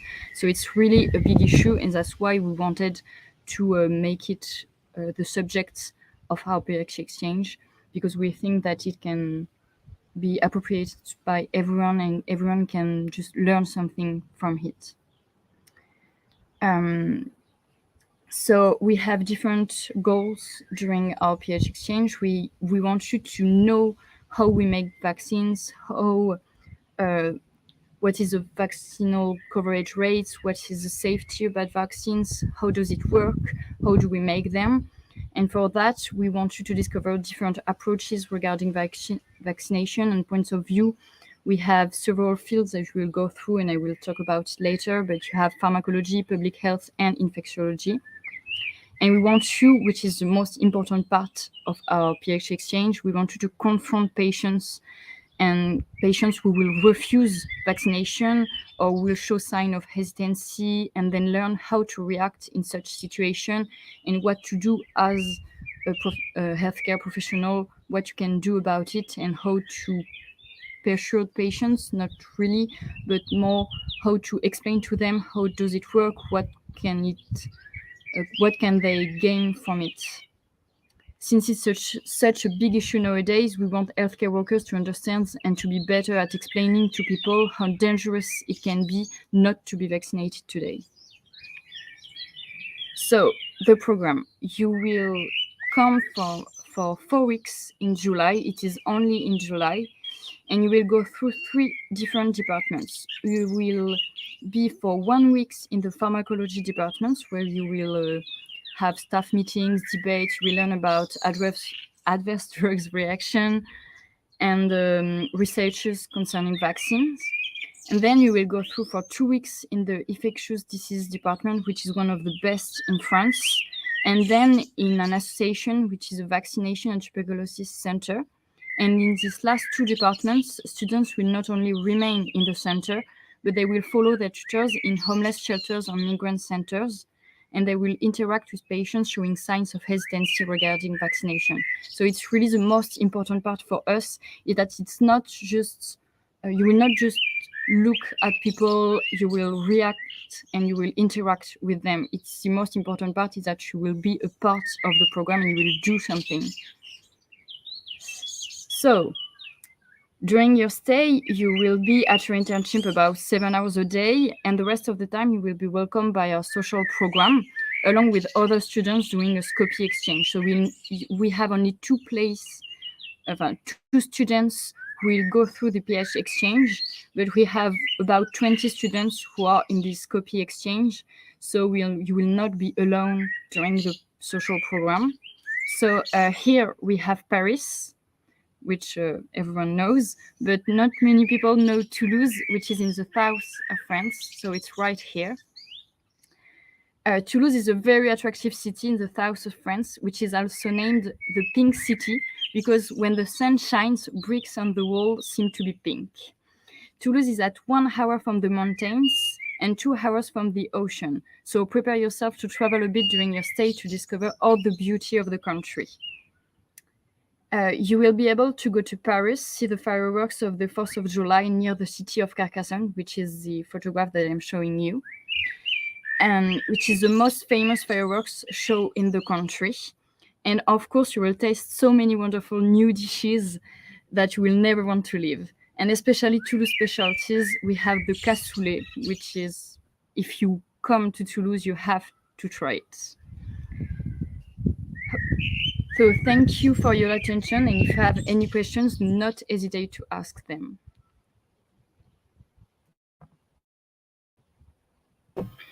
Okay, thank you, Claire. I don't know if I say your name right, but anyway, thank you very much for your presentation. It was very good, very, very good.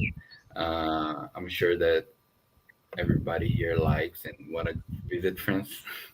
So we have a couple questions here. I'm gonna share with you just a second. Okay, is there a national social program in our country, in France?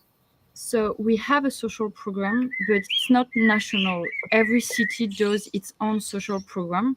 In Toulouse, it's a very busy social program since we won the prize for the best social program in France last year. You will go one weekend at the mountain, one weekend at the ocean, and during the week we go to museums, we have a picnic, promenade, things like that into Toulouse, so you can discover all the French culture. Oh, that's nice. Another question that we have here.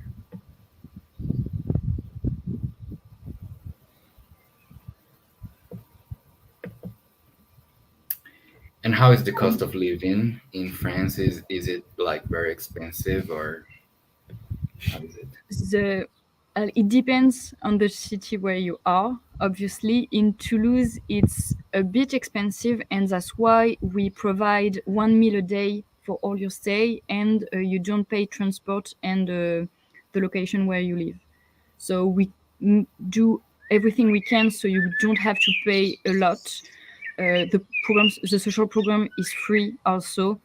So we try to make our best about it, but it's true it's a bit expensive because it's a big city, so we can't really do anything about that.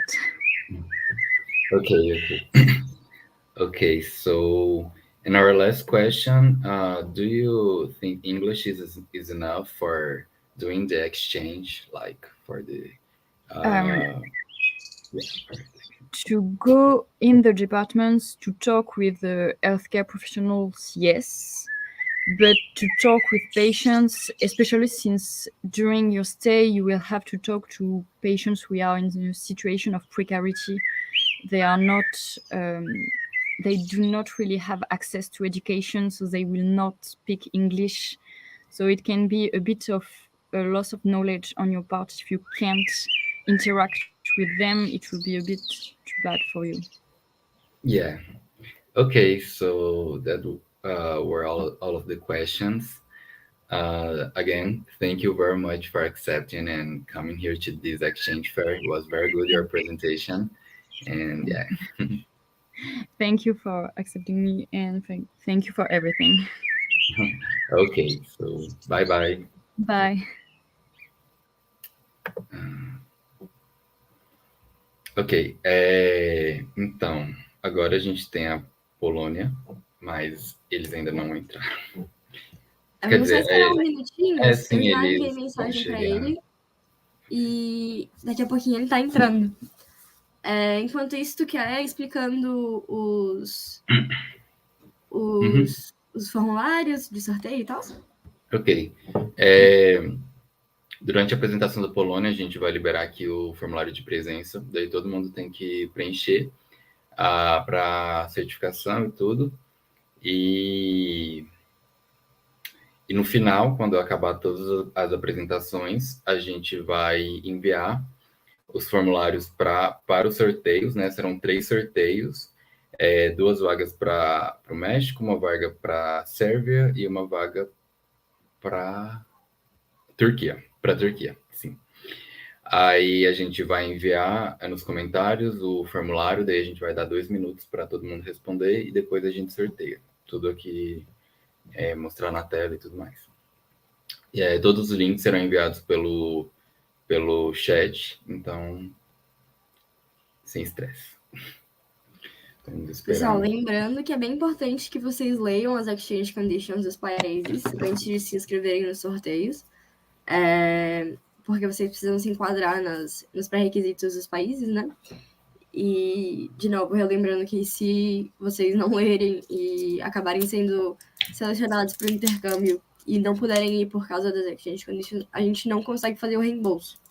Então, é bem importante mesmo que vocês possam ler as exchange conditions e se inscreverem para os países que vocês realmente vão conseguir fazer o intercâmbio, né? Sim, e se vocês quiserem ver as especificidades de cada projeto dos países que vão ser sorteados, a gente enviou no chat um pouco mais cedo aí, vocês podem só dar uma subida, o link para vocês terem acesso, daí vai ter o país e vão ter o nome do projeto e na frente assim vai ter o link para você ver o projeto. Aí lá vai ter tipo tudo, né? O que é o projeto que você vai fazer e tudo mais, e os meses que o projeto está disponível. Então também é legal vocês verem isso para ver se vocês vão estar, né, disponíveis para os meses do projeto. Ok, agora a gente só vai esperar um pouquinho.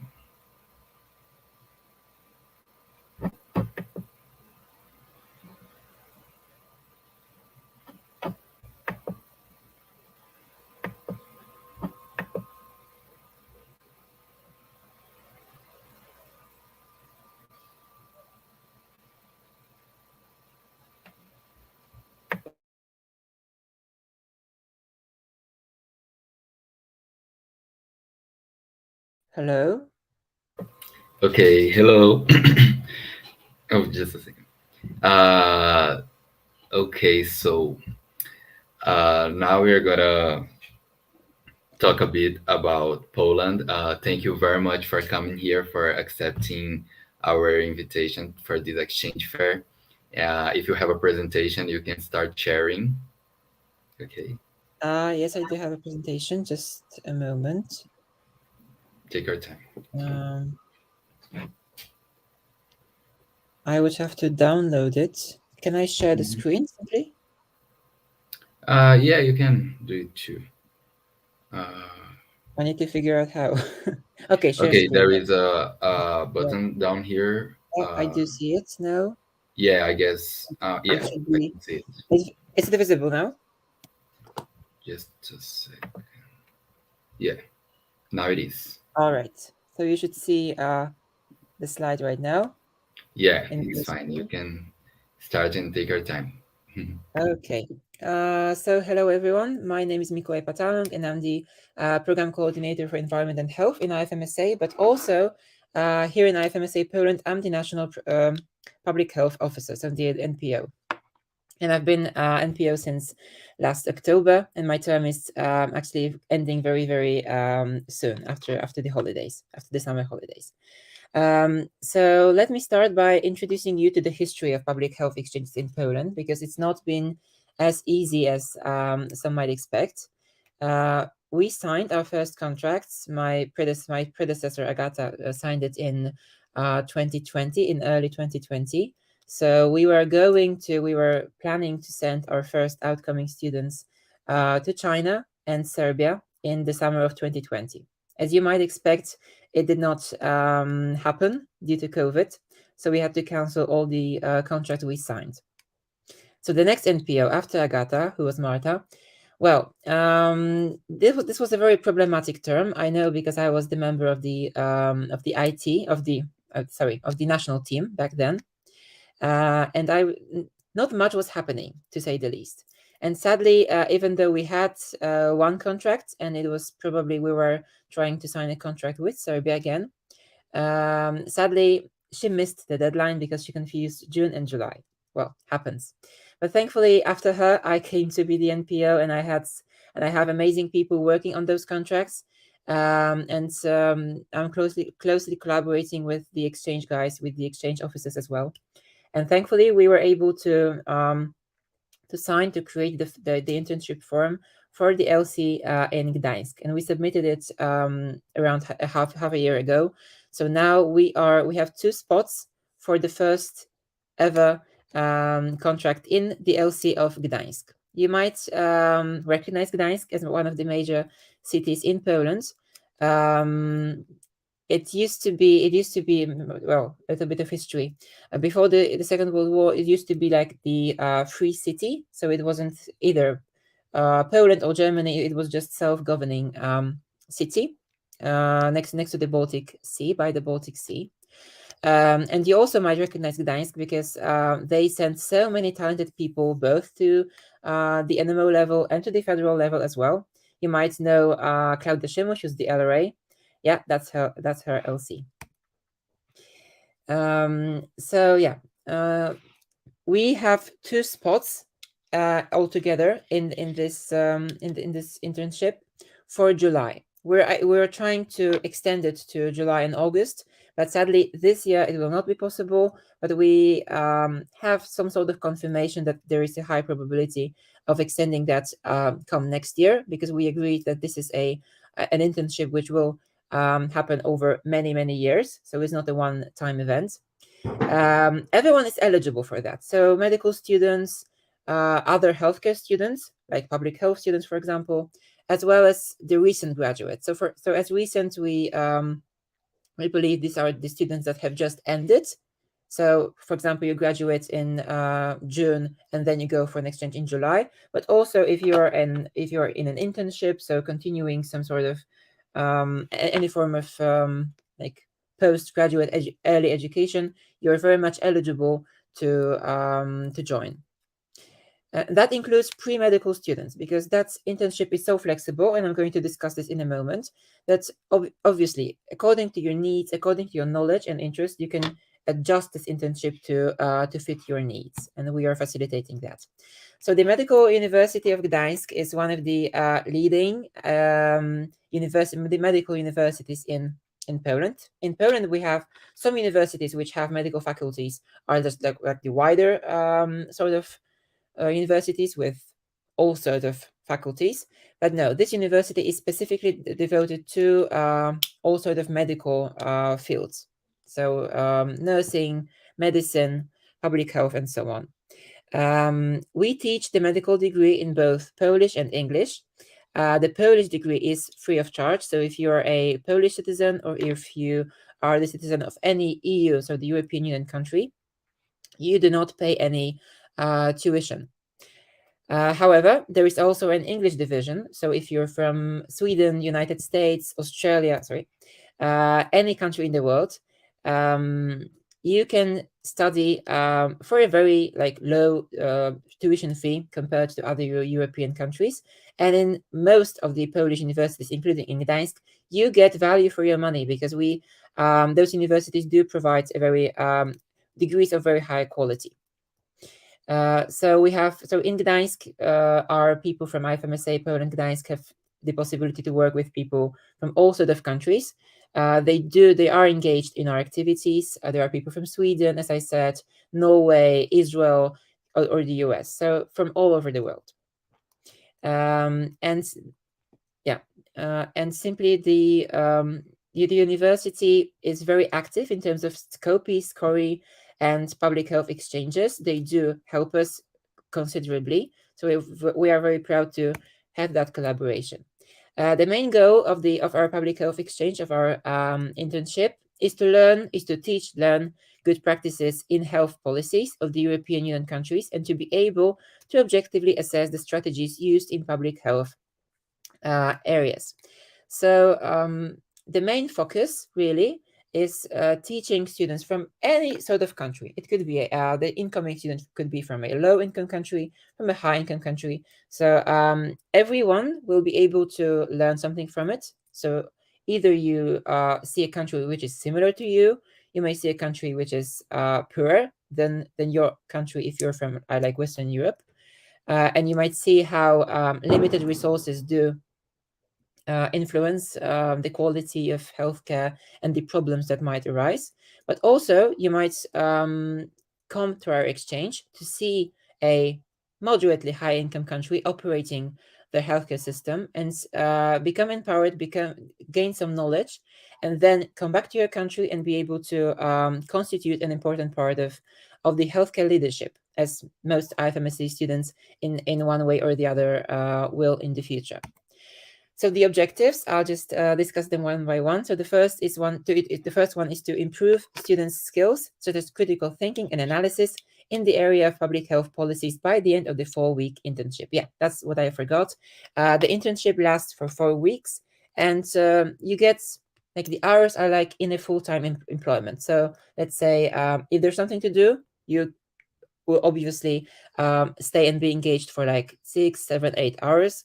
But we also are flexible. So dependent on the amount of work to do, dependent on your interests, you're able to stay however you want, and the tutor will always be available to you. There is one main tutor, and also there are like his assistants, dependent on obviously who's going to go on holiday and who's not at the given time. But you'll always be supervised. And by the end of the internship, you'll submit a report, and you'll be able to get some feedback and follow up upon that. The second objective is to provide students with comprehensive knowledge of the most pressing public health challenges in Poland and comparable EU countries through practical experience of the 4-week internship. The practical experience, you might wonder, what exactly could a student do in such a setting? Because the first thing that I heard when I presented this the first question I got when I presented the project in the exchange fair was, what exactly is the student going to do? Due to the nature of the institute that's accepting the students, it's very flexible. It's flexible because you are able to discuss this topic with the tutor, and also the institution will be obviously focusing on different areas of expertise according to what the institution is doing at the given time. So the framework of this internship is very flexible. For example, now Poland is going through the biggest challenge in the post-communist era, really, with over 2 million refugees either staying in Poland or transiting from Poland, like all the people who are fleeing the war in Ukraine. And there are many challenges really to the public health. So I would expect the areas of interest by the university to be, for example, the topic of vaccination among the refugees, because we are now having to coordinate vaccinating children according to the standard regimen. But also, what Polish healthcare is doing is to fill the gaps in the vaccination of adult people who simply might not have the same vaccination coverage due to Ukraine having a different one in the past. Okay, so the third one is to build up the capacity of students working in public health areas in the context of the role of cultural differences in public health policy making in Europe. Well, Poland is not maybe the most diverse country in Europe, because most people are simply Polish by blood and speaking fluent Polish. So there's a very limited number of immigrants. But Gdańsk is one of those cities where there actually are people from different countries. And now with the refugee crisis, that's actually increasing. So the healthcare system must adapt to, for example, house and take care of patients from Ukraine who might not speak Polish, who might speak only Ukrainian or Russian or both. So that's a very big challenge. So now, actually, that's the best, in a way, moment, really, to introduce some intercultural experiences and learning in the healthcare system in Poland. And the last one is to boost the motivation of students interested in public health to explore the science behind meaningful and targeted policy making. Anyone who's been involved in NMO policy making or the international policy making, like in IFMSA, as I have, and I always recommend that to everyone. Even if you're not experienced, you'll be able to learn those first steps from the best people in the area on how to formulate policies. You'll be able to read them, analyze them, and discuss maybe the differences. That's the main focal point, I think. The differences between your own country and Poland. And it's not only you who's going to be learning out of it, but it's also the tutors, the other students who'll be out and about in the institute. you will also, as the incoming student, be the source of information and valuable comparison to everyone around the institute, around the university. So please do expect many questions. Sorry, something got stuck. Yes. So once again, I would like to invite you to Gdańsk. We still have, for this year, we'll probably not be able to accept any more students. But as I said, this internship will continue to be in the database, and it will be. We will try to extend the number of students for the next year. So if you want to sign a contract, if you're interested in working with us and sending your students to Gdańsk, to Poland, please do, and we welcome any contact from you. My email address is npo@ifmsa.pl. And I think that's all. And as I was told, the other part are the questions, so I welcome any questions. Okay, thank you very much for our presentation. It was very good. We have a couple questions now. I'm gonna share to you just a second. Okay. So yeah, here.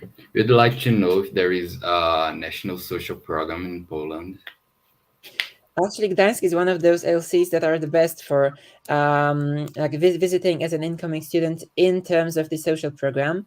The PHX student will be included with all the other students in the upon arrival training, as well as all the social programs. So yeah, we do, especially in the largest, like in the summer, you get the full package. So if you come outside of summer, you will have like the National Food and Drink Party. You will be taken care of by the contact people and so on. But in the summer, so that person who's coming from our internship will be lucky.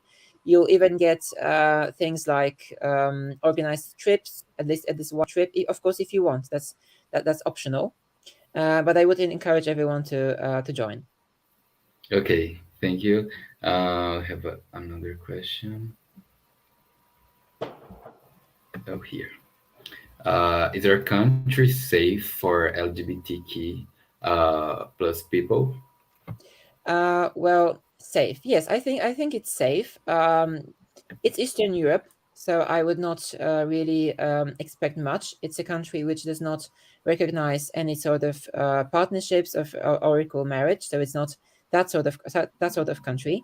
But in terms of security, I think Gdańsk would actually be one of the best places for the LGBT people to stay, and if they come for an exchange. I would not expect any sort of like violence or even people like this is not a topic which is discussed as openly as in Western Europe, but in terms of security, I think yes, it's a safe country and especially city for those people. Okay, nice. And our last question here, that's one. Is the cost of living expensive in Poland? It's still very relative because that's I think it depends on who you ask. But compared to the EU, I think it's one of the cheapest countries in the European Union. Of course, the prices will be lower than in Germany, France, but still a little bit higher than, let's say, Serbia or Slovenia.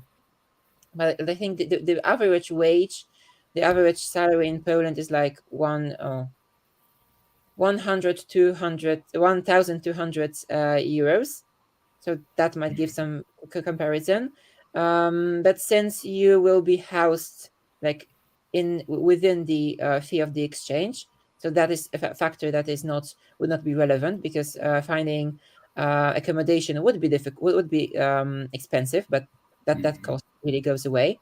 It really depends on the country. Like people from the richest countries in the world would enjoy low prices, but I think the people from low and middle income countries would be positively surprised that it's not as expensive as Switzerland. Yeah. Okay, so that was all of the questions we had. Again, thank you a lot for your presentation. It was Thank you very so good. much. Thank you for coming to Thank this you. exchange fair, and hope to see you soon. Hope to house everyone in Poland. Bye bye. Ok.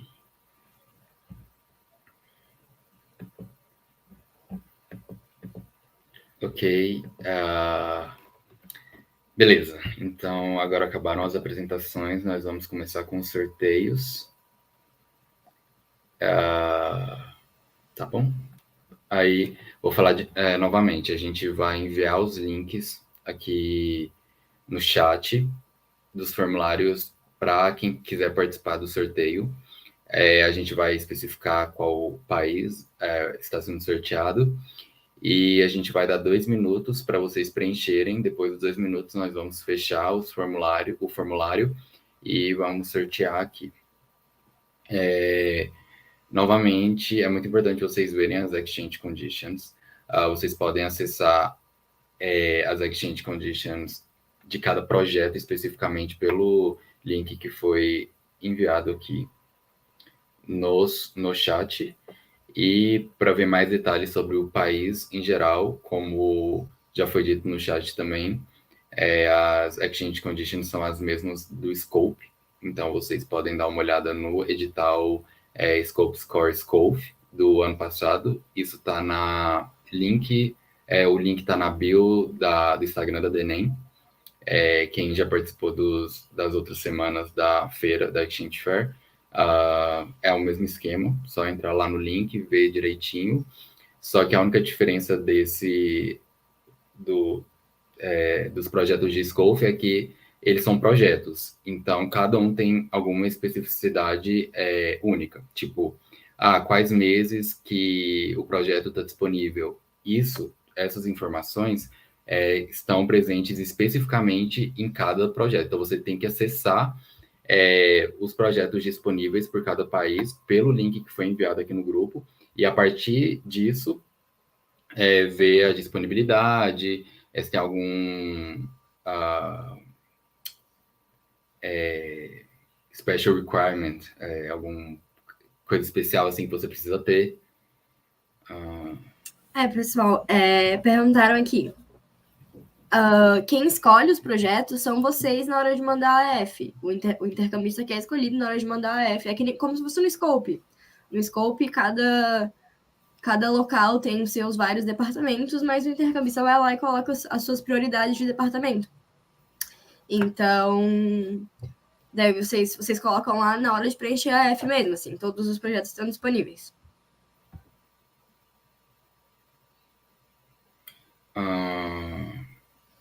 Na apresentação foi falado que o México tem uma... Então, na real, os projetos que estão no link que foi enviado no chat são os projetos que estão disponíveis para esse ciclo, para o ciclo 2022-2023. A apresentação do México, creio eu, que eles colocaram do próximo ciclo, né? Do ciclo que eles estavam submetendo os projetos para validação para o próximo ciclo. Então, basicamente, vocês podem ficar confiantes nos projetos que estão no documento que foi compartilhado pelo chat. Ok, então vamos começar, só um minutinho. Lembrando, todos, é muito importante vocês preencherem o formulário de presença, que já foi enviado aí, tá bom? Só um segundinho.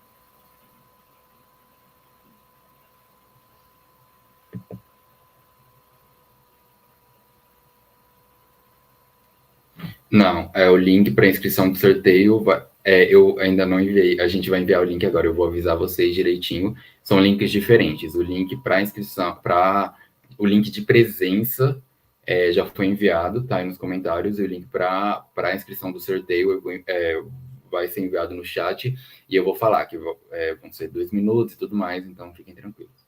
Primeiro, nós vamos sortear a Sérvia, ok? E antes de sortear, vou responder essa pergunta aqui que é importante. Vocês podem se inscrever em todos os sorteios.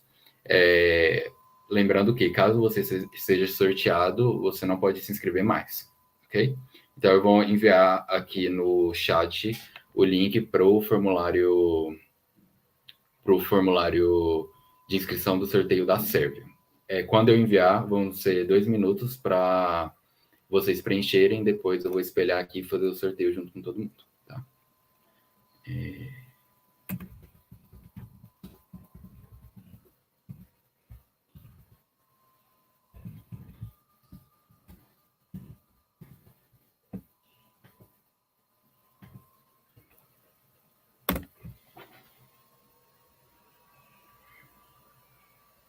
Agora enviei aí, vocês têm 2 minutos para preencher.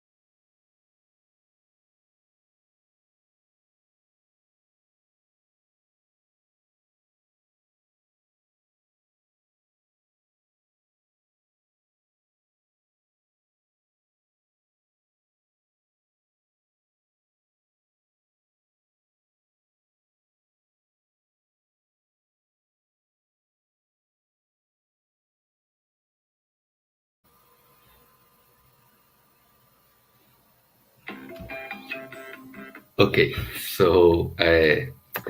então,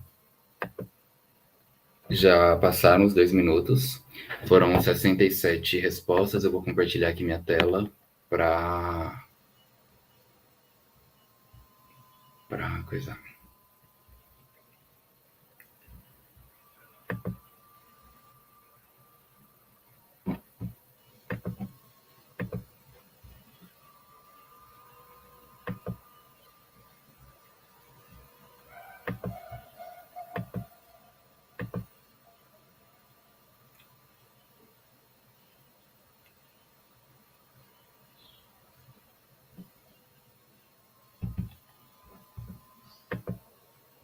Aí.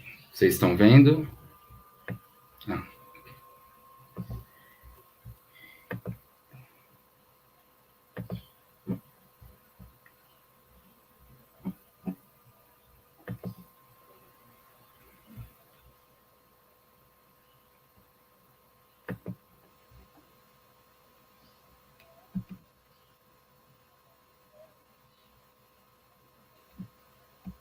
Ok, então foram do 2 até...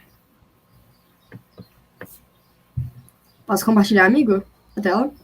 Ah, pode sim, pode sim. Achei que já estava compartilhando. Então, aqui estão os inscritos. Foi do 2 aqui, da Giovana Moreira até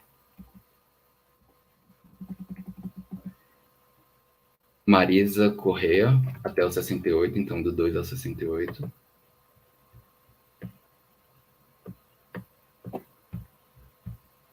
Deixa eu só atualizar o site para...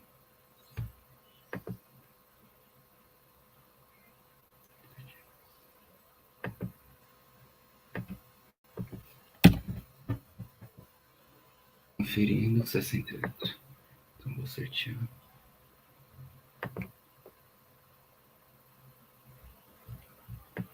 Então, sorteado foi o número 18, que foi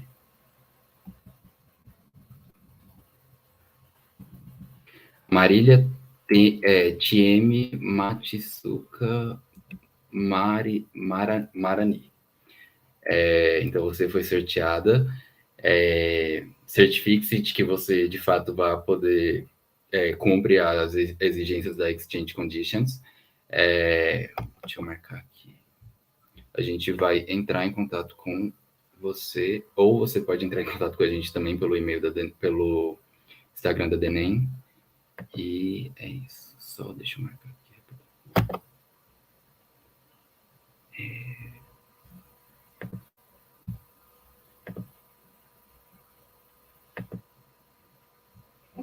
Ok. Ok.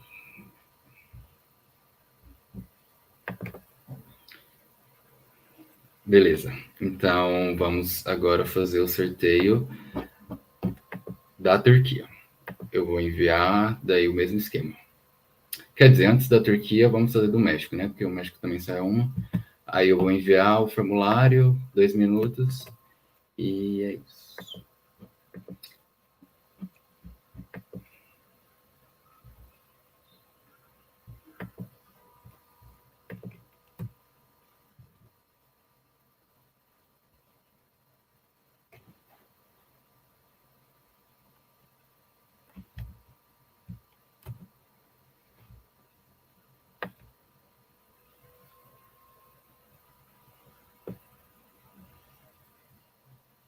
Ah, sim, eu confundi. De qualquer jeito, vamos fazer do México, que serão 2 vagas.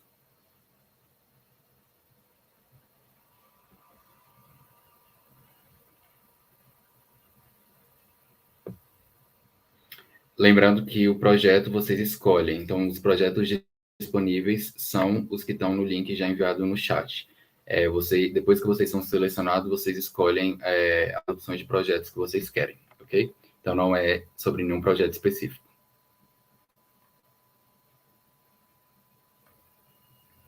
Ah, sim, só pode se inscrever uma vez no formulário, ok, galera? Sim, a data você escolhe a partir dos meses disponíveis por cada projeto. Vou enviar agora o formulário para o sorteio do México. Um segundo só.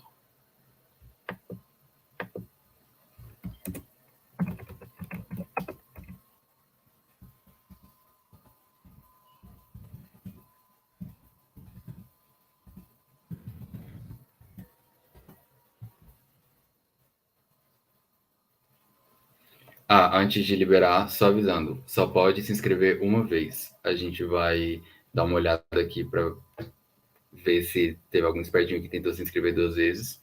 Então, só se inscreva uma vez. Caso você se inscrever mais de uma vez e for selecionado, não vai ser desclassificado. Ok.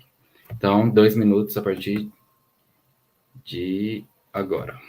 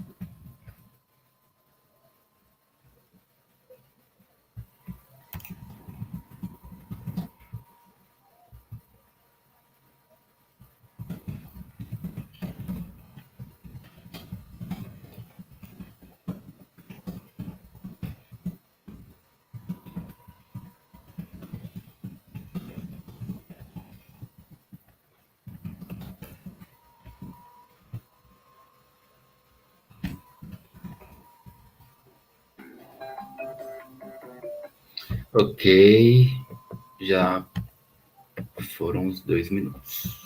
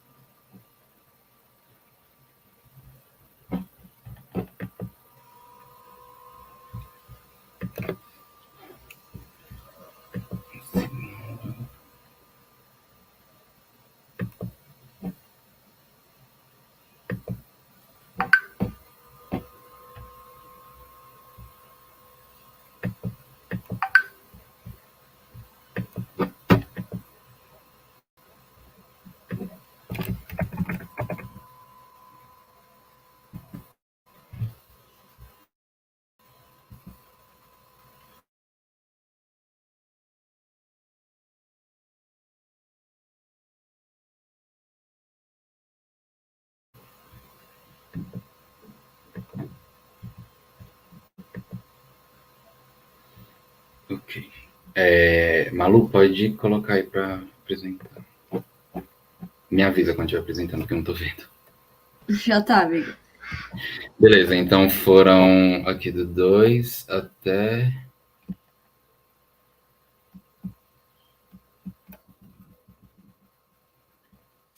os 70. Vamos sortear uma vaga de cada vez.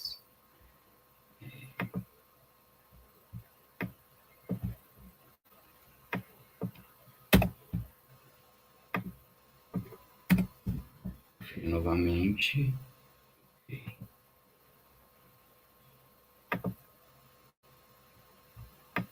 O primeiro sorteado foi o número 52. Vamos ver quem é.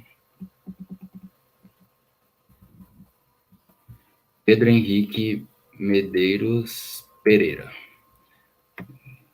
Conferir se só tem um vez.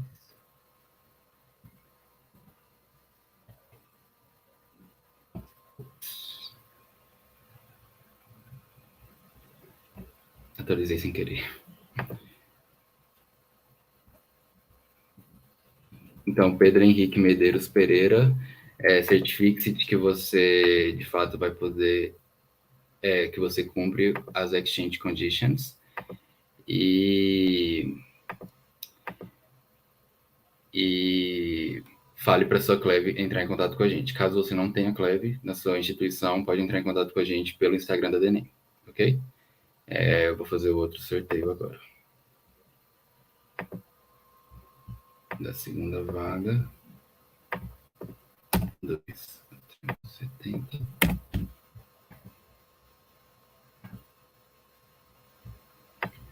E foi 55 o outro sorteado, que é a Renata, Renata Yumi Vada. Novamente, né, certifique-se de que você cumpre as exchange conditions, fale para sua CLEV entrar em contato com a gente, com a SEB, e caso a sua instituição não tenha CLEV, pode mandar lá no Instagram da DENEM, ok?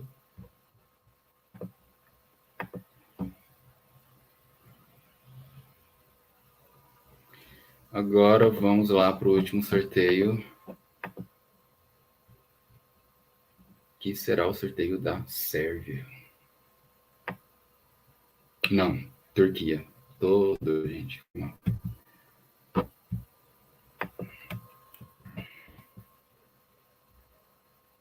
Então, agora o nosso último sorteio, que será o sorteio da Turquia. Em breve eu vou enviar aí no chat, vai ser no mesmo esquema, ok? 2 minutos para preencher o formulário e é isso.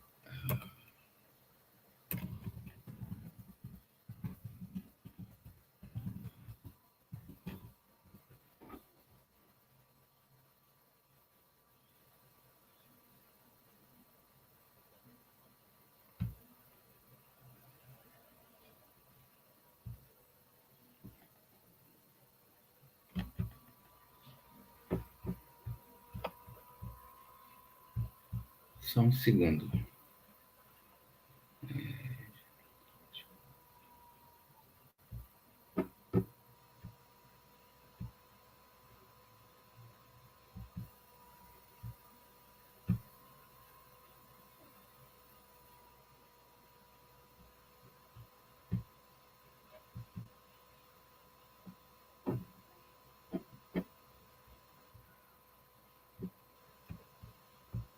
Aí, ok.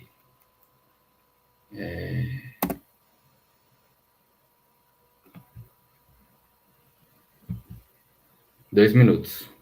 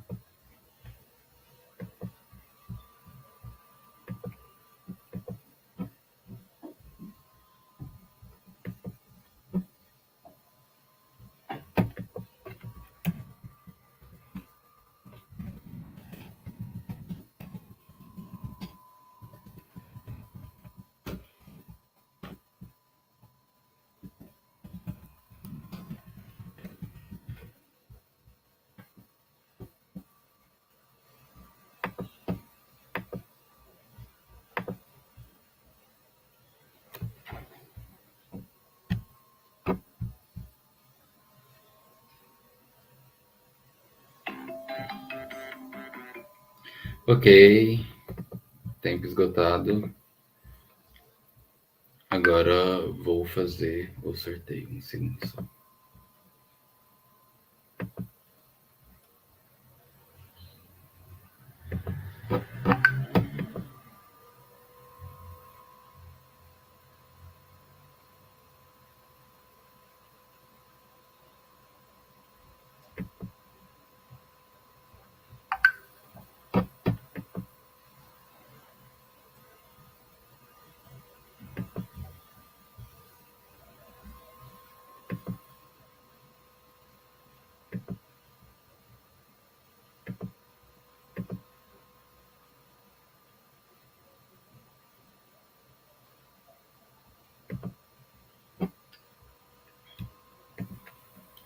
Ok. Estão todos vendo? Malu confirma para mim.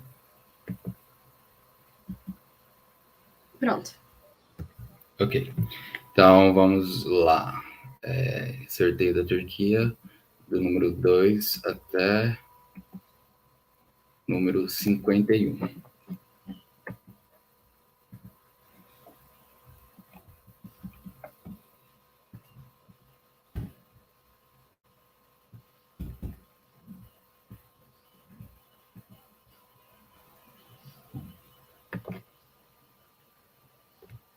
Sorteado foi o número 2. Opa. Aqui é a Bárbara Bettina Lamana. Então, Bárbara, você certifique-se de que você cumpre as exchange conditions, fale para sua Cleve entrar em contato com a gente da SEB. Caso você não tenha uma Cleve na sua instituição, pode entrar em contato com a gente pela DENEM. Ok?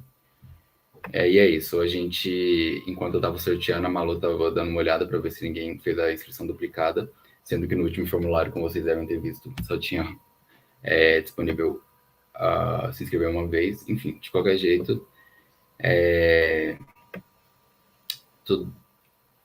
acabamos aqui os sorteios.